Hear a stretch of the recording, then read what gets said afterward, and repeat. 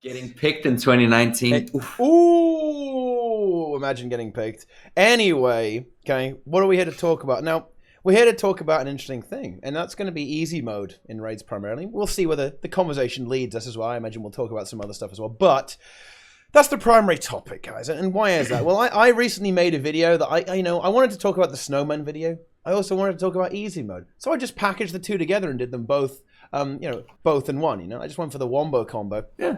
And it was the snowman easy mode video because, well, I'll kind of expand on my position and why I made that video and like a bit of background. Like recently, we've seen a bit of a decline in the raid scene in general, and you could say the hardcore PvE. Oh, have we really? I didn't notice. What? What are you talking about? a lot of people drifting away from the game, right? And there's a lot of reasons for this. Like I think. Just the game's getting old for a start. It's getting on a bit, but the lack of content is certainly a problem. The fractal, doesn't have a challenge mode. Another raid is about 3 months down the line from now as well. So it's deteriorating, and I think Wing 6 I think was a little easy for people as well. It didn't quite scratch the itch for a lot of for a lot of raiders. I think it might be fair to say that. It got deleted very, very quickly, and it's 3 bosses, of course. I mean, 3 bosses is very standard for Guild Wars 2, but on the other hand, 3 bosses isn't a lot for skilled players to chew through. Like these days, you really can crunch through it really quickly. People are very good at the game now. We've got overpowered cheese builds, a lot of that stuff, and as a result of that, the raid scene has taken a bit of a hit. So I wanted to make a video about this, some potential ideas on how it could be reinvigorated, but also get some kind of fresh new blood on the scene. Because that's, I think, one of the problems with the raid scene is that new blood really doesn't get into it very quickly. And I think this is particularly apparent with the Wing 5. If you look at the statistics for Wing 5 and Wing 6, almost no one has done Wing 5 and Wing 6, right? Unfortunately, right? It's... not many players have legendary divinations. If you have one, you're in the top 10%, right? Like you're in the top 10% of players, every player, right? Okay, and that's on efficiency, which is probably skewed a little bit towards the raiders even, so it might even be less than that. So raids have a low participation rate, okay, which is not good. That means we might see the end of raiding, or at least even more slowdown on raid content. If ArenaNet aren't going to be able to generate engagement, generate sales, generate income with that, then fair enough. Like why would they develop something like that? That's I don't blame the company for making a decision like that. So that's kind of what the video was about, and I think the solution that can work for everyone, okay, is to put it on the gem store. Easy mode. It's easy mode. It's easy mode. Seriously, dude. And in that video, I discussed a few implementations, the snowman video. We already kind of have easy mode, right? Like if you can eat some food in the latest living story. You just can't die in the Glint trials, right? As well. You just can't die, So it's not as if this stuff doesn't exist in a way, and I think it could be implemented in a way that wouldn't screw over the hardcore, because I think one of Deroir's objections to this is, like, if you add an easy mode, why would they make the normal mode? If people only play the easy mode, or most players only play the easy mode, then why even have the hard mode? Well, I think that ArenaNet wouldn't do that because they want to hold the identity, they want to keep the identity of raids, okay? And part of that is it has some challenge to it, right? It has a bit of complexity and difficulty to it, but with an easy mode, you can bring in a lot of other players and therefore make it a lot more accessible. Get more people through the door. It's worthwhile for ArenaNet. Boom, more raids, more content. There you go. What do you think, boys? Do you want to go first, Deroir, or do?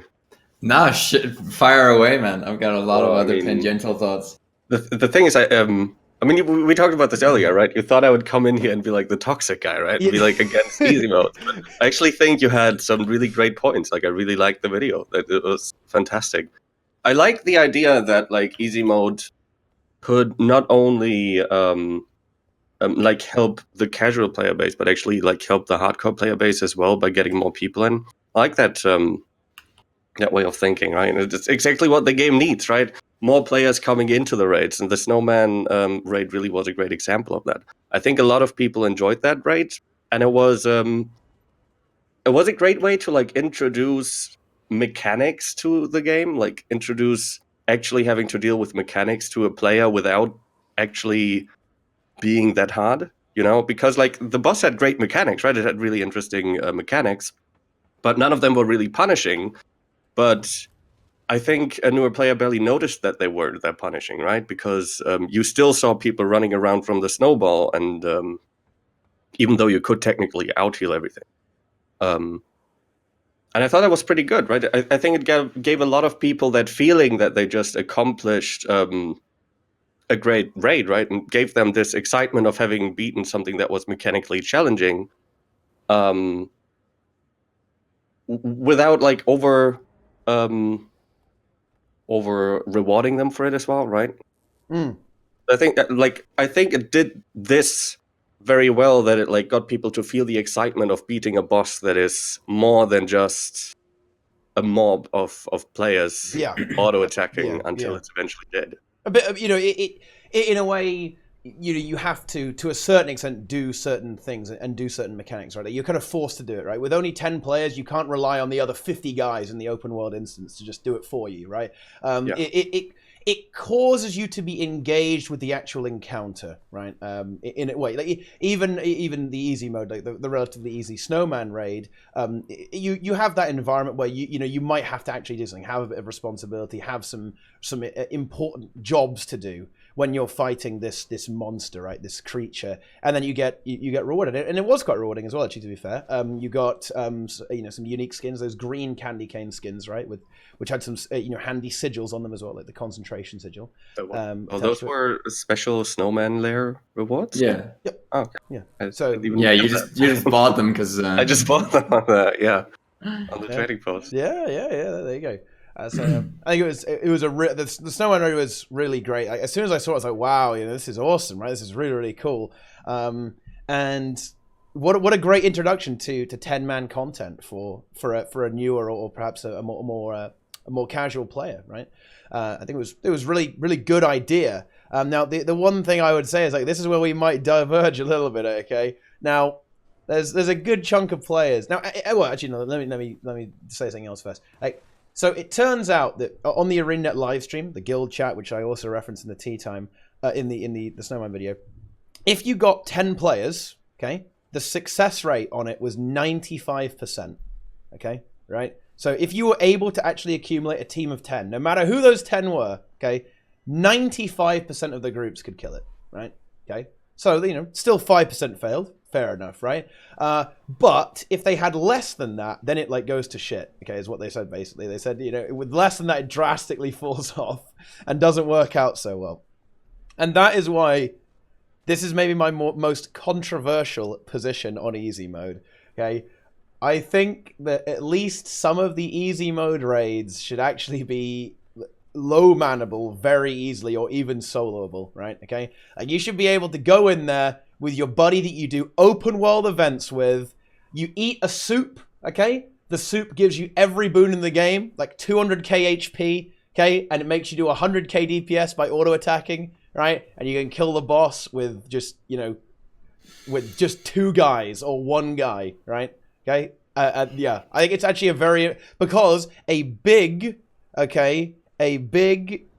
hurdle is not necessarily the mechanics of Freezy. It's even getting 10 people to do Freezy, right? Yeah, and that is, maybe we can get some debate going here. I mean, I'm not sure about that one, because wouldn't that just leave that biggest hurdle in the end for the harder raids? Wouldn't that just make it even less appealing to actually go for real raids rather than just like because.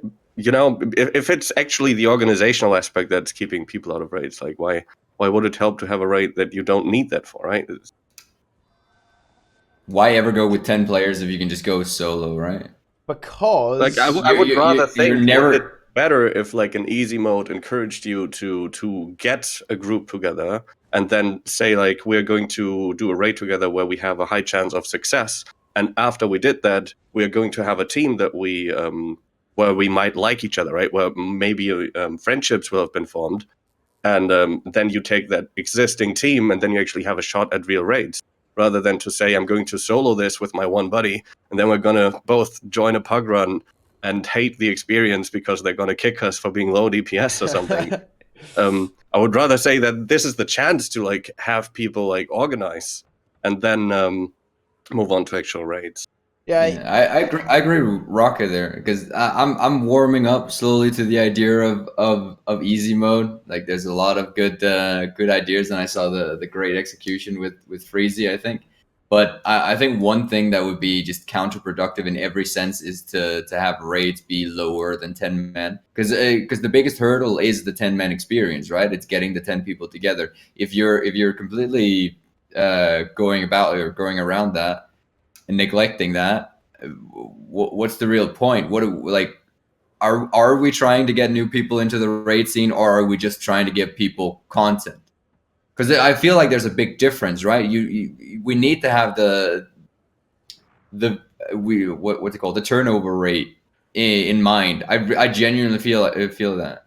I think Freezy was a great example for getting people a really easy 10-man encounter that they could try to beat their heads against with even a shitty group, and they could still get it at least halfway through, and 95% could get it, right?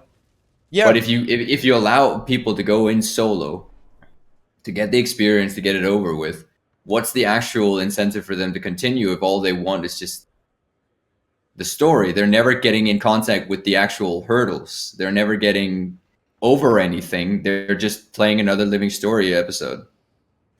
It's very much. I'm in two minds about this. I wanna believe, man, that we can get the Guild Wars 2 community really engaged with the raids, but on the other hand, I kind of feel like there are so many players. Okay, people are talking about, yeah, it's an MMO, dude. It's an MMO. Like, what's going on here? Why make it single player? Well, honestly, I would go as far to say, guys, that the majority of people in Guild Wars 2 effectively play it as a single player experience, okay, with some players running around, okay?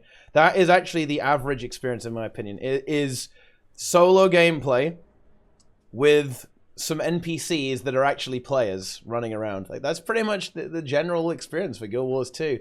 So there's a large portion of the player base who will just never really engage in group content, right? That's just how it is. Like, they just don't want to, right? They want to play a TV show, right?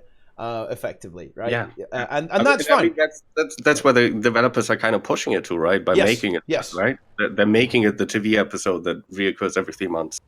Yeah, I do feel that is actually the direction that the developers want to take the game, right? That's just how it's going. So that's why I think that you kind of have to make it soloable, right? Like, because I think when we've had Nike talking about this topic as well, he has said that no matter how easy you make it for 10-man, like, people are always going to want more, okay? And that's why I kind of think, like, fuck it, just go all the way and make it completely unfailable, for the easy mode, and just don't give a lot of rewards for it, and just make it totally free. They can make NPCs act like other players. Well, the thing is, Logos, like, when you're considering, this is a really good point. Like, that's why I'm, capturing this Twitch chat comment. It's a very good idea. But the thing is, that would be very difficult to do, probably. And the key with easy mode, and in like saving raids, is the implementation has to be very easy. Okay, like, the implementation has to not cost development time. Why is that the case? Because honestly, they don't have a lot of development resources assigned to raids anyway, as such, right?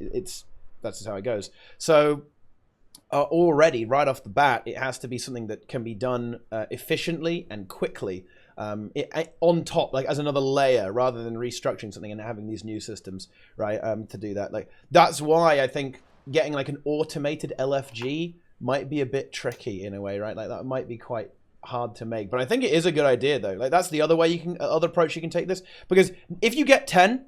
you'll almost certainly kill Freezy, right? Okay, getting 10, people being nervous, a bit, a bit anxious about joining a group, or being not good enough or whatever. Okay, in that aspect, maybe like an auto LFG could really work out well for the easy mode to, like, just engage people with the content. I actually agree with that. Yeah. Yeah. I actually think that, like, and I hadn't even thought about this before you actually mentioned this. Now I actually think, now that we're talking about it, that is probably the strongest pro for easy modes, would be that it gives you the chance to form a group without the mechanical difficulty, because it allows you to form your group based on personas, right? Based on the other people and whether you get along with them, and not whether they're great players, and therefore gives you a group that can like improve together, right? Which like kind of pushes the social aspect. So like having an easy mode with a matchmaking would actually be really good, because it would actually encourage people to take this hurdle of getting a group together. Yeah.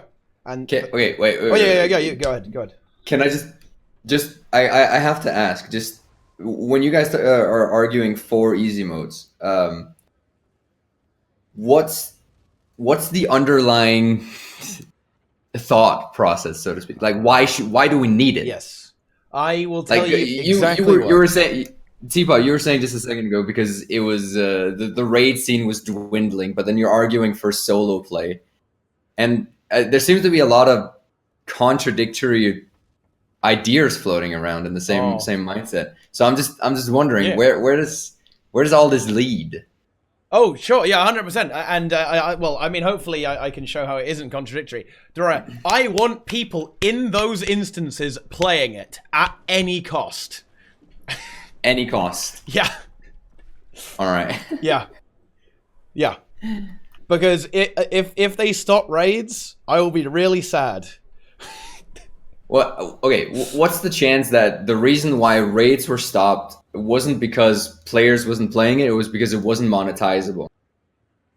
I actually think that there's a legitimate argument to be made that the reason why all development stopped was because all of the early gem store stuff that they threw in for Wing 1, it kind of failed and just got backlash, and they had to shelve it. That's an interesting point. Raids is the least profitable thing that they have, but one of the most sought after end game content, which is the only reason why it's still being developed to any degree, is because players want it. But I just don't think it's actually profitable for them. I think any content they put in the game is inherently monetizable, because like, as long as you're in the game, the gem store is there. Okay, and if you get more invested in the game, like, it's entirely possible you'll spend more as well. You might want stuff from the raid. I think I think that there might have been backlash against the consumables, and yeah, I suppose even I'm guilty of this a little bit. Like, why is the Soul River glider in the fucking gem store? Like, why is the sloth backpack in the gem store? Fair enough, Sabbath, right? But yeah, Sabbath the mini, like the Sabbath the mini is particularly egregious, I suppose. Actually, seeing as like all the other minis are drops, right? Raid drops, and yeah, that's a fair point. So like honestly, I probably shouldn't have done that, I suppose. But at the end of the day, the community shouldn't have I would say that the community shouldn't have backlashed against that and shouldn't have fought back against it, because if this is content that is going to kind of in a way fuel raids and fuel ArenaNet's interested in developing the raids, then you should just keep it there. I mean, just get that gem store going, boys. Let's go. Well, I mean, like, I think you're right to some extent, but it's not like raids aren't monetizable at all, right? Raids are an important factor of an expansion, right? Like, if people ask you, why should I buy Heart of Thorns when it's not the most recent expansion, you can tell them basically because it has 4 raid wings attached to them, right? Like, the same thing with Path of Fire. So that is a reason to buy an expansion, to have access to certain raids. And also, this is the content that eventually keeps your player base long-term interested in the game, right? This is what makes people not just log in once every 3 months, and or at least I think it should be. This is like the intention, right? To keep people playing longer than just that initial week of a new story episode that you play through for a couple of hours, explore your new map for a couple of hours. Then it's this group content, right, that keeps you invested. So that is, I think, a factor that keeps people in the game, which then like makes them want to maybe purchase, I don't know, like gem store items, right? That might make them, that kind of investment makes them like want to play the Fashion Wars, right? Which eventually leads to gem store sales. I think you're right. Like, obviously, like I agree on every front there, but I actually think that initially when they launched Heart of Thorns, they probably thought that raids were going to be one of their monetizable features.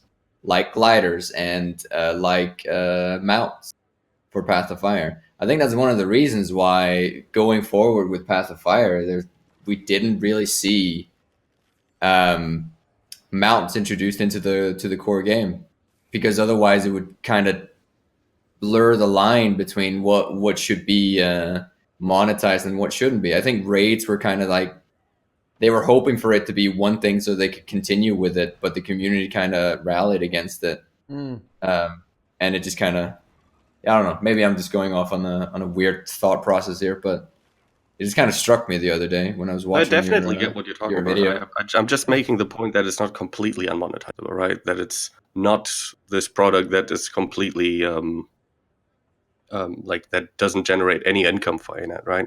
But you're absolutely right. It's not the same as, it's not on the same level as other stuff.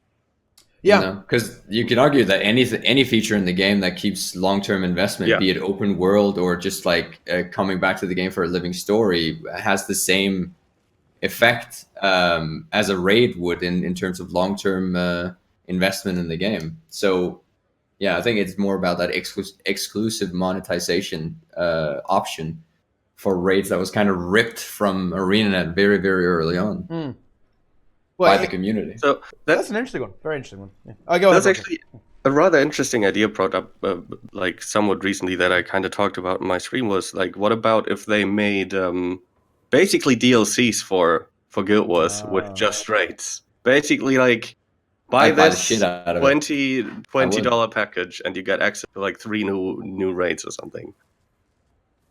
I think it would sell like hotcakes. I think there would be a backlash because people want their content for free, but I think at this point, there's a chance that the people that want the living story, that get it for free, and the elitist people that want the raids are kind of sitting in two different camps. And I think there's a lot more people that would be willing to pay for the raids than there are people willing to pay for the living story. I think it would sell like hotcakes. I think it would be amazing. It will be an interesting one, but I would only go for something like that under the condition that they actually made more raids, right? Like, if it was just the same, then that's trash, right? But if they made more, then fair enough. I wouldn't. But it's like, what if it's 3 every 3 months, but you're paying for it? Instead of 1 every 6, and you're not paying for like it. a package, right? Like you buy it once and it's 3 wings. I wouldn't pay $20 for 1 wing and the promise of 2 more wings in the next couple of months. No, like I think it would have to be like a finished product of a couple of wings. Oh yeah. Then I'd pay the price. Then I'd totally pay it right away. If I could get it instantaneously by just flopping my card out on the desk, I'd buy it 3 times just to keep them like developing it. The extra money. Oh no, dude, you have to buy it on all your alt accounts. What a nightmare! Oh man, we're terrible. Isn't it okay? I have to say though, isn't it kind of horrible that we're discussing we're discussing this DLC add-on for the game as an actual thing that we want just because we're so desperate for more. But in a way, it's like I don't know. It's like the worst for their monetization model, right? Which is basically buy to play, right? So it fixes it all. Cosmetics on the gem store, right? So it kind of works in that aspect. I think it's completely like unthinkable, but I'm not sure. I mean, you say that it would sell a lot, okay? But like, who would? I'm not sure how. I'm not actually sure if that's exactly correct. Because like, who's going to buy it? Like the raiders, right? The raiders are going to buy it. But true. But that's actually not that many people. Like, there's not a lot of raiders in the game. Like in the grand scheme of things, the raid community is very much in the minority. So yeah, but at least they wouldn't dwindle, or the numbers wouldn't dwindle as much as they are, I guess. I think they dwindle more. I think a lot of people would probably rage quit, honestly, at that. I think the fact that no raids are coming out are the major factor that the raid scene is as small as it is right now. It's not that raids are too hard, etc. It's because the existing raiding player base has left the game, and nobody really sees it as valuable to really invest into raids because there's not a huge payoff for it. People have done the same bosses leading all over the place of times in the hardcore scene, basically, because there are no raids coming out because they get boring after a while. Yeah, that's. I mean, obviously, yeah. When it comes to PvE content in any game like this, like you must you know, you must keep going stuff. You must keep releasing more content, otherwise it just gets stale. That's just the nature of the beast, right? This is how it works. So like, content pacing is the absolute king when it comes to this sort of thing. But yeah, I don't know, dude. I think selling it like that, or monetizing it that way, would be a bit risky. I don't know. I do think that it would be risky as fuck. The thing is, it's risky at this point, probably. Like, we've kind of gotten to this point where the community is so small that it might not be worth it. But at what point do you stop that? At what point do you, like, what do you actually do to grow the scene? Like, yes, you can introduce easy modes, but, like, as Chad has actually kind of pointed out, whether that actually, like, gets people to transfer to being, like, long-term raiders, it's also kind of questionable whether that's going to... Does that make up for a very slow release cycle, which is what it ultimately is, even if there aren't many? Well, I mean, think something like this, right? Okay, like, suppose that instead of a raid every 6 months, you got a raid every 3 months, but I would take every mode, right? 6 months, but it's not every 6 months right now, really, right? Like, it hasn't in the past. It's been We're every hoping. 9 months. In theory, right now we're just hoping that in 2 to 3 months there's another raid. Yeah, we're hoping, Crossing our right? fingers, but I'm but not we sold don't on know. that yet, right? Because I was hoping that the last 2 times as well, and a lot of people who have left since then were hoping that as well. Like, I'm not sold on that. I mean, I'd be super happy about it, right? Super happy, but I don't rely on it. Personally, I think a lot of people have left just because of the uncertainty of raids. Yeah. I think it's not so much about there being a raid every year or every 6 months or 3 months or whatnot. It's about not knowing when it is. It's every single time there's a chance. We're sitting on our hands like, oh shit, this might be it, and then it's not it, and you get this mega disappointment every single time. The more and more that happens over the years, you're just gonna say, nah, fuck it, man, I'm out. See you, fam. Yeah. You're absolutely right. It's a very true thing. Like, not knowing how long it's going to be or if anything's actually coming is a bit of a meme, right? Like, we do know that Wing 7 is coming, like, it has been confirmed, but like in some like random I believe in a Reddit comment, right? Now, nothing in any real official capacity. You know, we know about this stuff, which is just like, what? I mean, what? You know, it's just why would that be the case? The uncertainty really screws over, especially veteran players. They just fuck off and go play Warframe. You know, like they just, you know, it's just. It's not. It doesn't work very well. I can grind Warframe for days on end. No problem. There's a lot of people like in chat right now saying like that it's like the raid community that's pushing people away, and I really don't get that. I really don't get how that is true, because like the raid community that is like capable of pushing people out is so tiny that you don't see them. I never meet one of those like elitists basically on the LFG anymore. Like I don't think you really count as a baseline Roca though. The big raid community though, like I mean, like when you go on Twitch and you meet a raid streamer or something, like do they push you away? Do they tell you to only play on one class? I mean, the meta is pretty much as open as it's ever been, and that thought of like that you can play every class anywhere in pugs and in your group is being as established as it's ever been. But it's not about. It's not. I've seen somebody being like kicked for playing a certain spec or a certain class, unless you played it in a completely oblivious way, you know. But there are more factors to gatekeeping than just the class. The class is super open, but a lot of the community, the hardcore community, like there's obviously a difference between the NA and the EU scene, but LI and kill proofs and all that's gatekeeping in effect right there. As long as we as raiders expect, I mean, long-term raiders, I understand it. I'm one of those people that will gatekeep with LI and KP and whatnot, because I don't want to waste my time necessarily. Like if I'm looking for something specific, if I on a Monday I just want my clears, right? I want to join a good group. I want to join people that I have a statistical certainty will complete it really easy, really fast, so I can go on with my day or whatever the fuck, right? Not everyone wants to take their time to sit down and say, all right, no limits. We're just going to take anyone and we'll make it somewhere down the line. Maybe one boss, maybe 15. Who knows? So basically, the argument is that unless you have a lot of LI, you can't get into raids, basically. So like you can't. Well, there's a lot of people arguing which is that. basically like you can't get into raids if if you want to do it by pugging with But randoms. I Is think that the argument, or am I misunderstanding it? I think there's a difference of understanding in the sense that in the way that people are arguing for it, because I'm right on your side there, Roca. There's no barrier to entry necessarily to raids from with LI. The only barrier to entry is into the good groups that people want to get into, right? You can get into a raid, you can get into a training group, you can get into practically any low tier raid and start raiding, but you cannot get into the high tier. We've done this for literally years, groups just off the whim of like, oh, you know what? I'm going to open the LFG now. Well, yeah, but obviously, like, I mean, yeah, exactly. But that's I think the system how any team sport works, right? Like, I think a lot of people will argue exactly that.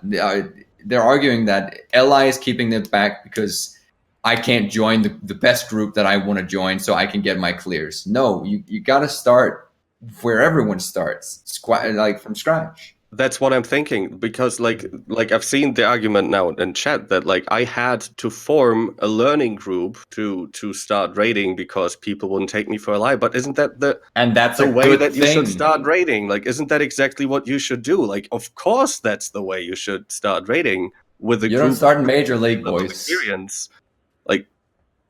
So like that kind of like I kind of don't get that argument, right? Like it's I think that's perfectly fine. There's nothing wrong with saying that. I think people don't expect that. Again, and this is why, in a way, this is why easy mode is so important, in my opinion, because your average player, okay, let's talk about the target guys, okay? You know, what's our target demographic with getting new players into raids? It's the casual community, okay? What does the casual community like to do? They like to hit things and get loot out of those things, okay? So that's the point, right? That you want to remove the even necessity of learning in a way. You want to be able to hit something, get the loot, boom, get the fuck out, okay? Now, with normal raids are actually quite easy, guys. And you know, I'm not just saying that because he's so good at raids, Teapot. Oh, he's so good. It's like, no, okay, I'm fucking trash, okay? But look, the main obstacle to raids is kind of getting into the environment where you could actually kill it. Okay, and the thing about that is that all the resources are off-platform, if that makes any sense. You got to join a training Discord. You have to actually join Voice. You have to join, a big community that's external. Deroir's gone. He's out. Okay, he's rage quit. He's fucking rage quit. Okay, I'm not having that discussion anymore. Yeah, it looks like nothing's happened. Never mind. Go ahead. And so, because a lot of these resources are external, you got to go watch some guides. That's external. You got to go look at a rotation again, or a build. It's all external. Because of the way the Guild Wars 2 community is, like the community we have is very casual. They don't do that. Okay, they don't watch streams. They don't really even they'll watch maybe YouTube videos. Okay, but they don't go to snowcrows.com. They don't go join these training discords. So the thing is, like, to truly defeat this problem of raids being inaccessible, it has to be it has to be something in the game in a way. Like doing it externally will be very difficult. You won't be able to reach your target audience. Your target audience will not see what you're trying to do. Okay. And with regards to the LI thing, okay, I'm just gonna say this now on stream, guys. Okay, it's fucking ridiculous. Okay, like it's I understand asking for experienced people. Okay, and Killproof does make sense, right? Being able to link Killproof. Yep, I completely get it, 100%. Fantastic, lovely, especially with titles. I think that's good with titles, stuff like Voice in the Void, Champion as always is also buyable, but you know, you could buy Killproof as well, right? I think that's fine. But when we're talking like you need 100 Doom Killproofs to join a group, I mean, like, are you fucking kidding me? That's ridiculous, you know? And I don't think people are a little bit inflexible. The community is, yeah.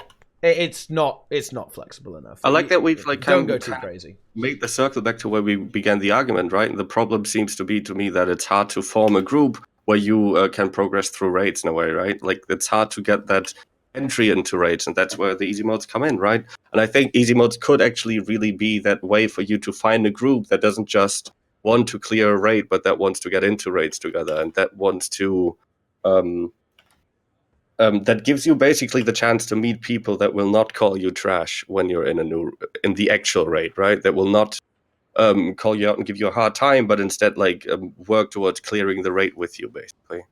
Because that's how raids started for me, right? That's how I got into raids. I had a group of friends, and we like worked together towards getting into raids. And back then we had like a gear hurdle as well, right?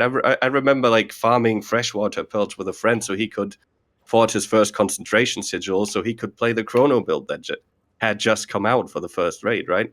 That was like the kind of effort that we put in as a team. That's what made it fun, and that's what made it for us much less toxic than what probably like in a group that doesn't do that basically would experience, right? If you're just in there with a group of people that only care about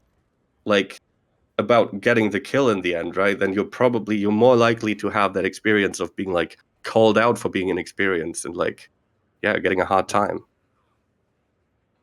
Yeah, it's a difficult thing, and that's the main. As you say, it's the main obstacle is getting those 10 people. Like, to be honest, I think even training groups have a remarkably high success rate in raids. Right? I think it's very much reflective of the Freezy boss in a way. I think if you can actually get 10 people who vaguely have the right build and vaguely know what to do. Say if you tried to do Veil Guardian, I think you've got a pretty good chance, right? I join a fair few training raids, right? Just on the stream, just going crazy, just doing my thing. And it's true, sometimes I join on stuff like Heal Necro, right? Okay, maybe cheating a little bit, maybe a little bit cheaty, but still, it dies most of the time, It dies most of the time. Even if I join on a DPS class, you'll kind of get away with it. You won't have quickness, so you're not, you're like, oh, why am I so slow? But you'll get there in the end.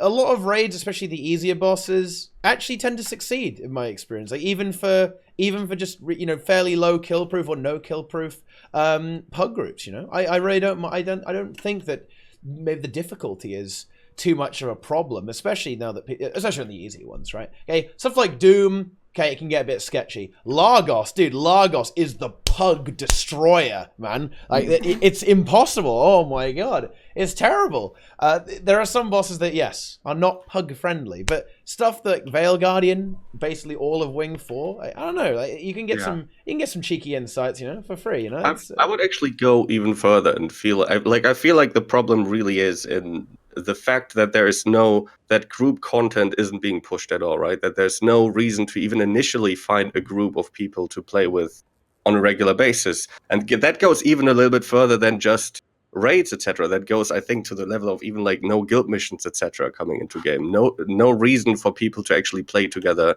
in a guild. You can get through the entire story thing without ever really joining a guild, right? You could just join maybe a mass community guild that doesn't do anything together.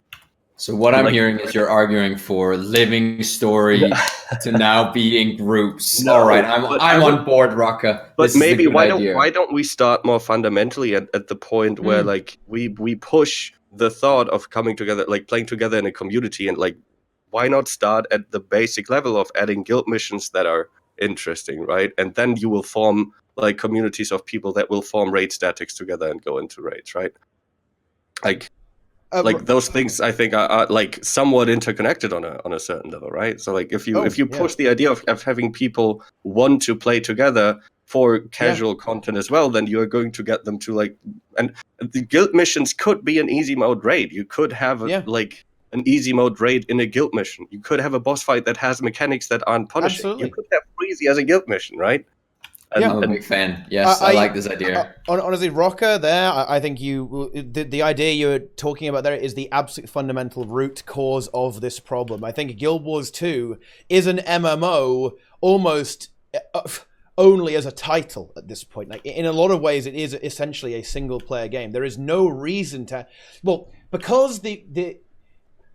because it makes it so convenient for you. There's like no reason to interact with players really, as you were saying, right? You can play the entire game solo. There's no reason to talk to people. Like being in a guild, the guild system has basically gone the same way as the bloody dungeon system, right? Like it's totally abandoned, right? In a way, like in a game called Guild Wars, right? And the guild system has been just discarded like unwanted trash. It feels Dragon really bad. Wars. Yeah, it's Dragon Wars too, dude. No, I think you're absolutely right. I think, and when you talk about guild missions, I think one thing you could do is, for a start, give better rewards if you kill a raid boss while in a guild, right? For example, so suppose that I'm playing with Salt and I've got 6 guild members, me and 5 other lads, okay, and we kill the boss. I think it should give you more rewards for doing that as a guild of friends. Like it should encourage you to play with communities, right, and engage with other players. Like, it is group content after all, and it's a massively single player game. It's a very sad thing. Massively single player. I just read that as well. That cracked me up.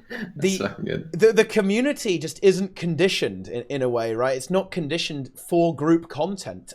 So when you have this contrast between ultra casual single player stuff where you literally cannot fail, right? If you try and die in some of the story missions, you can't even. I love this, dude. If you go downstate in the recent Glint mission, the Glint one, it just you don't even go into downstate. It just instantly puts you back on your feet. You cannot lose, right? That's been there ever since Path of Fire. Yeah, I know. Yeah, you just can't die, or NPCs res you, right? You just can't lose a lot of the time. I think it was one of those things that the feedback from Heart of Thorns being too hard and some of the story missions taking too long or being too punishing. I think they were just like, you know what? We ain't having none of this.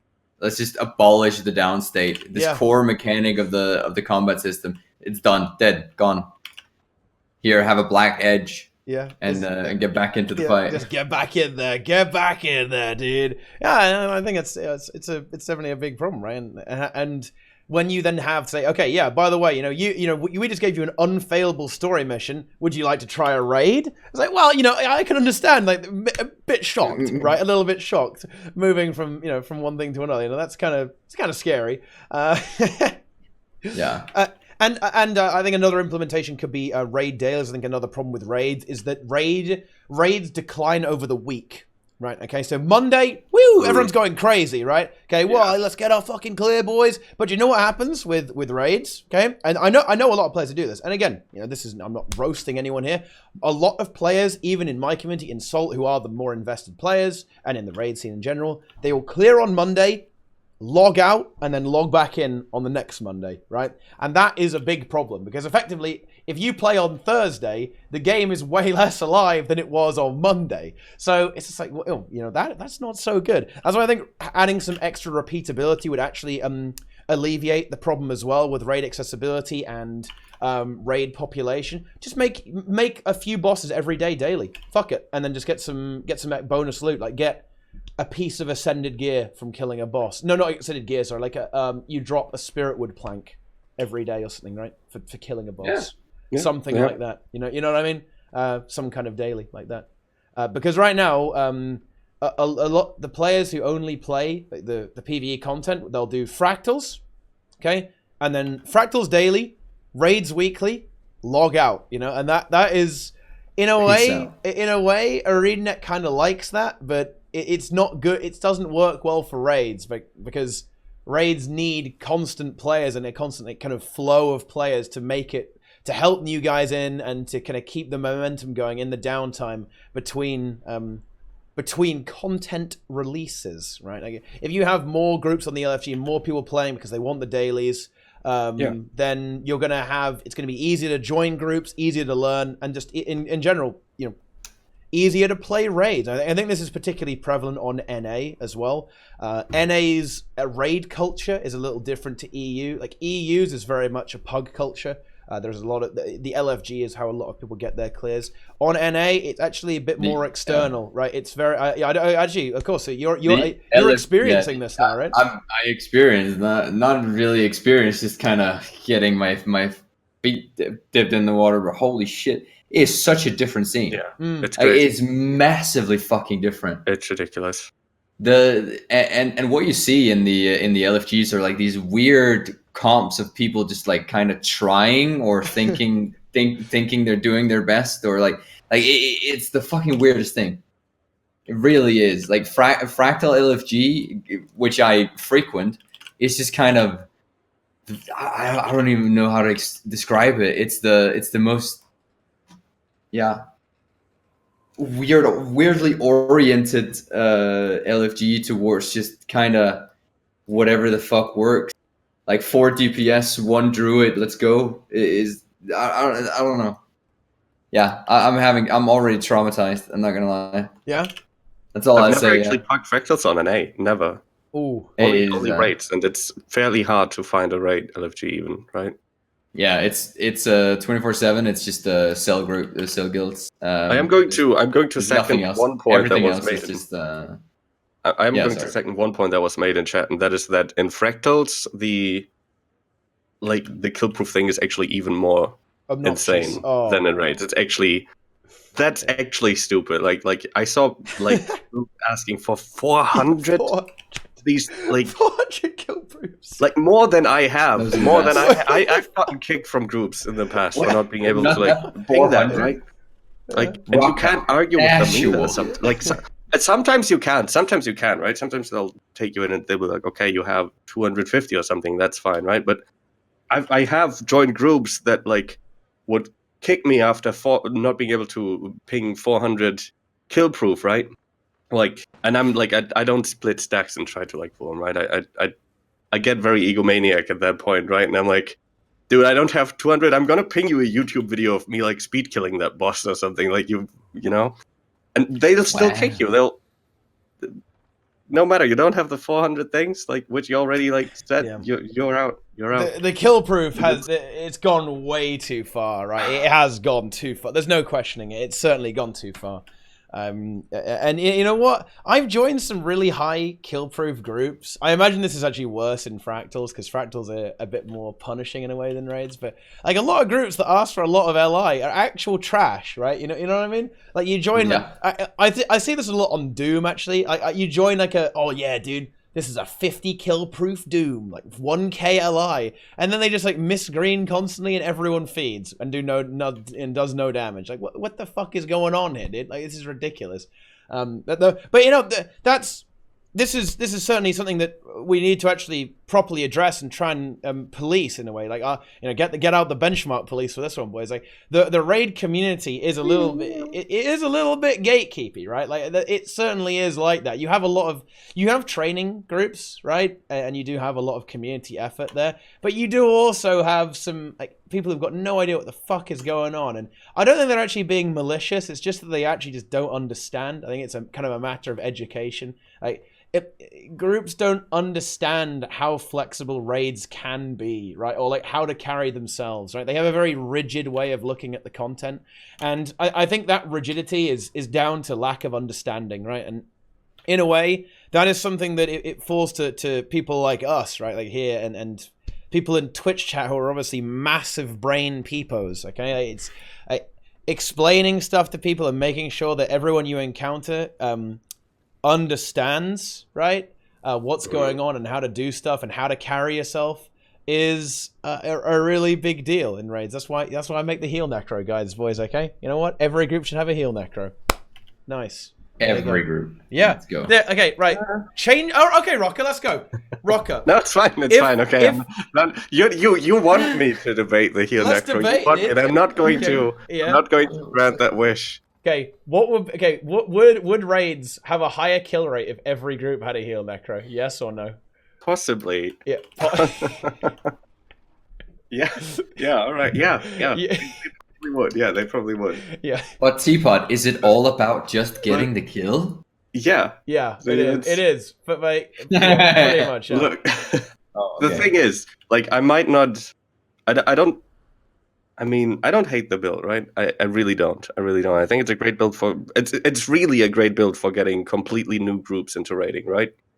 But yeah, I guess like on some personal level, I want people to want to be able to do it without such a hard carry, right? Like at some point, some part of me wants people to be in raids. Like I'm aiming to not go downstate and not to go in there with the ambition of like I'm aiming to play a class that will make all my downstates not matter anymore, right? That's the thing that kind of bothers me about it. But I do like absolutely appreciate that it's a build that allows people that do go down a lot, right, to get into raids, right? Absolutely. I think I was listening in on one of the Teapot's streams at one point, and he argued, and this really resonated with me, which is why I'm remembering it. He argued that the reason why heal necro is good in training raids is because you get a chance to get hit by the mechanic, see what it is, experience it, and still continue. It's basically easy mode, right? Exactly. He's instantly there to pick anyone up who gets bopped. And I really found that really resonated with me. That was a really fucking good. That was a big brain idea right there. Yeah. Because like getting to experience the mechanics and everything in every fight is the biggest hurdle for most players. Like you never get to see the final phase or whatnot because you never really make it there because you don't really get all of these mechanics bundled together in your mind. But here with Heal Necro, you kind of just overcome it all. Like, see, and you experience it. You're kind of right about that. It is like easy mode, but it's with the same rewards as normal modes. Therefore, there is no reason to ever not run with a heal scourge anymore, right? Exactly. It's like easy mode, but it's everything. And get your clears, boys. It's all that matters. That's what bothers me about it. Like so many people don't bother to go further, like to play with a different group. I watched your tea time the other day, right, where you were kind of talking about how you dislike that people are like flaming the build or like saying that it's like I don't know, it's like if you run a heal necro, you're all trash or something, right? And I agree with that, right? And I don't want to be that guy. I don't want to be that guy that says like if you run a heal necro, you're a garbage group or something, right? Like it's just that I would personally like to see people like engage in that aspect of rage that it's challenging, right, and that it's meant for you to be. To have something to like get better at, and Well, that is the mentality of Guild. I find that is this what we're discussing now is kind of the mentality of Guild Wars 2, though. Like the game does not force you to engage in that mindset. When I talk about heal necro, guys, I think people kind of misunderstand me here a little bit. I'm not talking about heal necro exactly heal necro, right? Okay, it's more like any carry build, right? Yeah, you could play heal Ellie, right? You could play heal Firebrand. You could play, I don't know, heal Scrapper, right? Like all of these ultra heal Renegade, for example, right? Say it, yeah. Blech, heal Renegade. Blech. Okay, yeah. I'm joking, guys.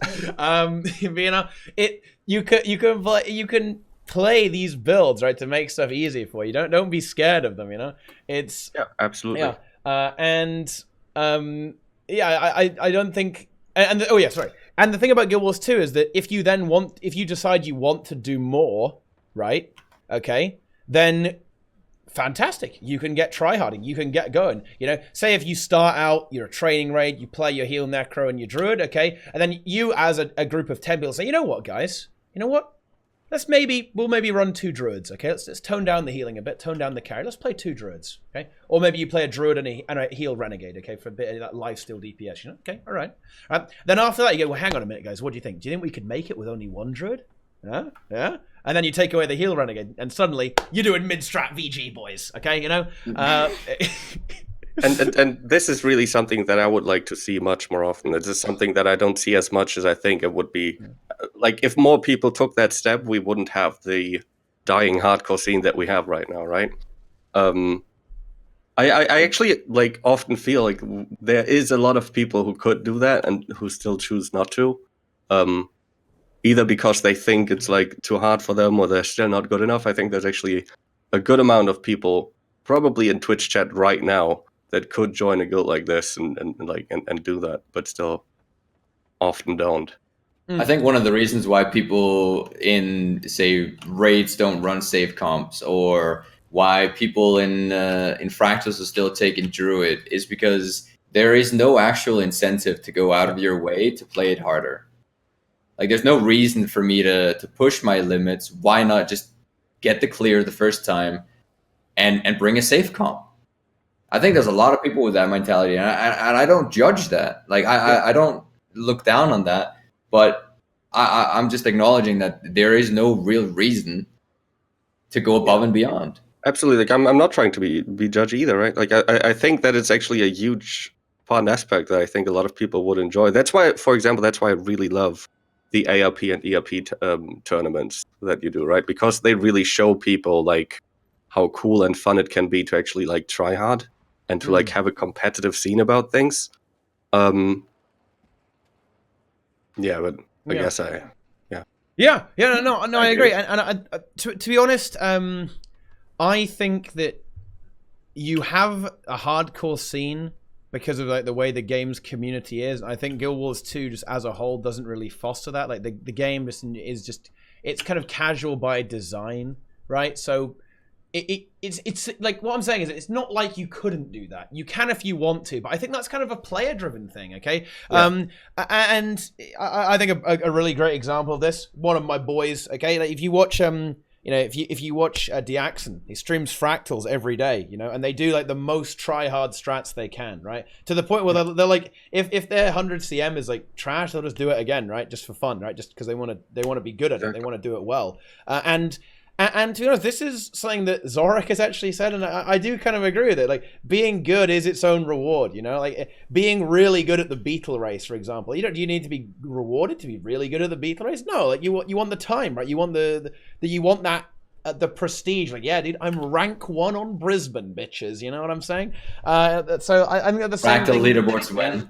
I think leaderboards would actually be a great idea. Like, and then again, I'm already like kind of seeing the negatives of leaderboards as well. Like I'm already seeing top 100, top 100 or kick. I'm already, but like I actually think it would be great. Like there's so much fun in tryharding raids, and there's so many players I see out there saying, raids are on farm, right? Raids are boring. Raids are boring, but they like kind of play the same somewhat easy comms every week to like get the clear right now.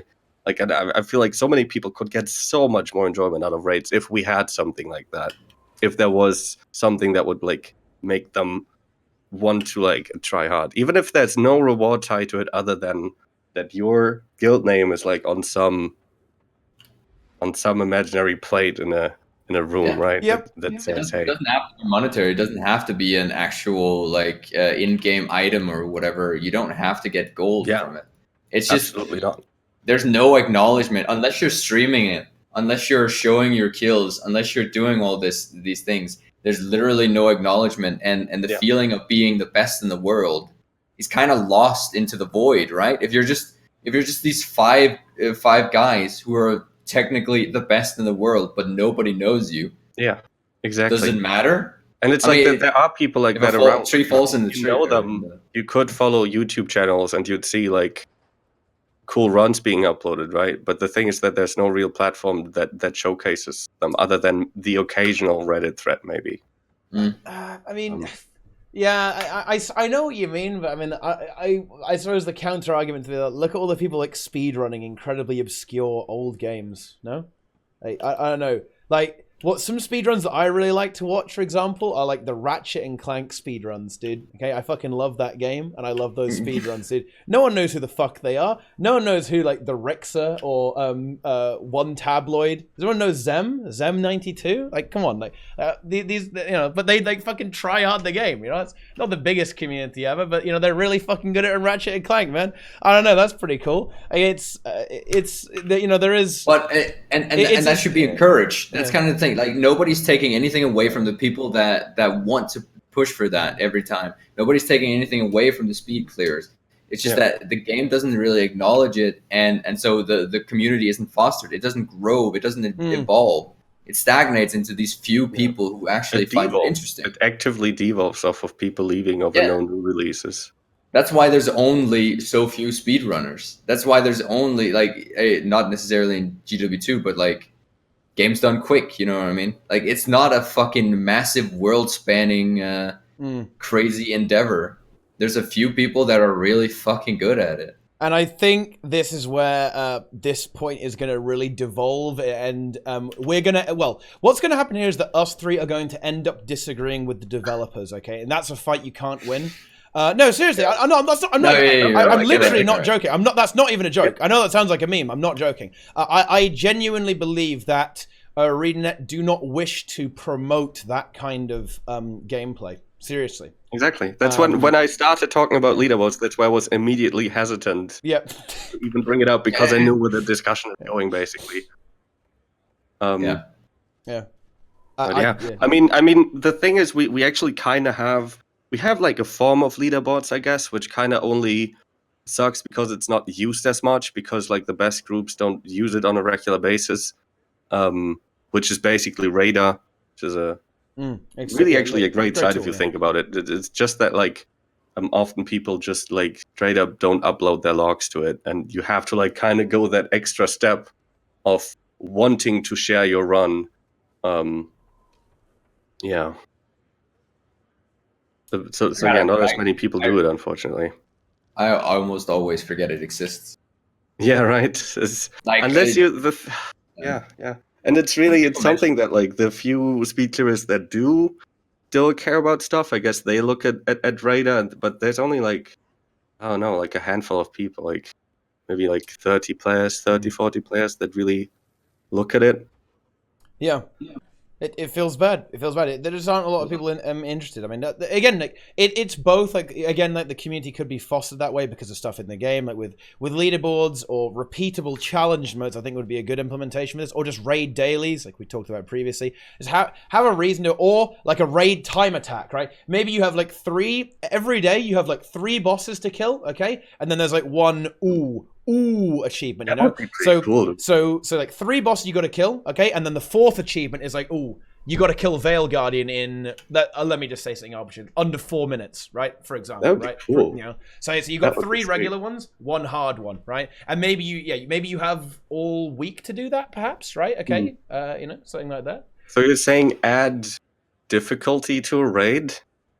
And like a temporary difficulty and then maybe improve the rewards for a while? Are we talking hard modes here? Are we talking about a hard mode? I think you need it. The way you want to play it with the Guild Wars 2 community is carrot. Okay, you get a big carrot and you get it on a stick. Okay, have a little fishing rod and you like get him with the carrot. You know, and that's how you want to play it. You got to say ooh, you know, big damage. Now, the thing about that is that would actually cause elitism. Like you would say, like, whoa, you're doing like under 20k DPS. Get the fuck out, you know. But would it actually motivate people to get good, or would it make people just not care? Like that's actually a really interesting. Why not make that a guild mission? Make that immediately only accessible to people who play together as a group already. In a way, make that not something that you can just enter from the LFG, but something that you have to be in a guild with together. And and somebody has said on the chat before you could just invite people to your guild for that. But I think that the chance is still pretty high that you're going to get a good amount of groups like do it like that, and actually do it with their guilds. Yeah, again, that would be a really good thing, but what concerns me is that are we at the point where a system like that would even be? Can you kind of steer the community away from where it is? Like that's my concern. Like, are we already too far down the rabbit hole of you know the casual fiesta, right? And the answer to that's why I you know earlier on I said you know at any cost, right? I think we're at the point where you have to make very desperate plays, right, if you want to get people into raids, because I generally have the feeling that if you added like a daily, something like that, or something that requires a bit of skill, that you got to kill Doom in under 10 minutes or under 8 minutes or something like that. You got to kind of kill him quickly, guys. You better get a move on. I think instead of people going, oh boy, we better get good at the game, you're gonna have people saying like, fuck it, not for me, and you'll effectively have the same players doing it, and you won't get people improving it because people just don't give a shit, and that's fine. I'm not gonna roast people for that. If you don't want to put the effort in, that's absolutely fine. It's a video game, dude. It's not a second job, right? It's so that's the concern I would have. Like, I think the community reaction would not be what you think it is. I think the perspective of your average player is not the same as ours. You know what I mean? It might go a bit wrong. And what Fabled Stories really is saying. Go ahead. It really starts as basic as like, I think this is like the big. I keep thinking about this now, right? Like, really, like guild activity would be so important to have some form of guild activity related to the game. Like, I mean, like the importance of being in a guild has like actually deteriorated over time, right? Because like back in the day, I remember using guild missions as a means to get ascended trinkets, right? Which I don't do anymore because there have been new, more efficient ways been added Just to the getting game shit out to everywhere. give me those, right? Like, so there's really very little reason to even do guild missions other than maybe the social aspect. But I think Card was saying here in chat earlier, guilds have just turned into a chat function. Yeah. yeah. And I really feel that, like, it's just different chat forums, like, in a way, and then you have like one main that you're like, oh yeah, I'm chilling with The these thing guys. is, the best But content everything still else is the most fun if you're doing it in a guild, right? Like the guild is still great for that. It's just that there's no huge reason to be in that guild, right? Like I'm having the most fun in the game when I play with my guild. It's even though it's not really actively encouraged, right? So it's cool to be in a guild, right? So that should be more like pushed more, that idea. the effort of being in a guild should be the value and a reward enough, right? Wait.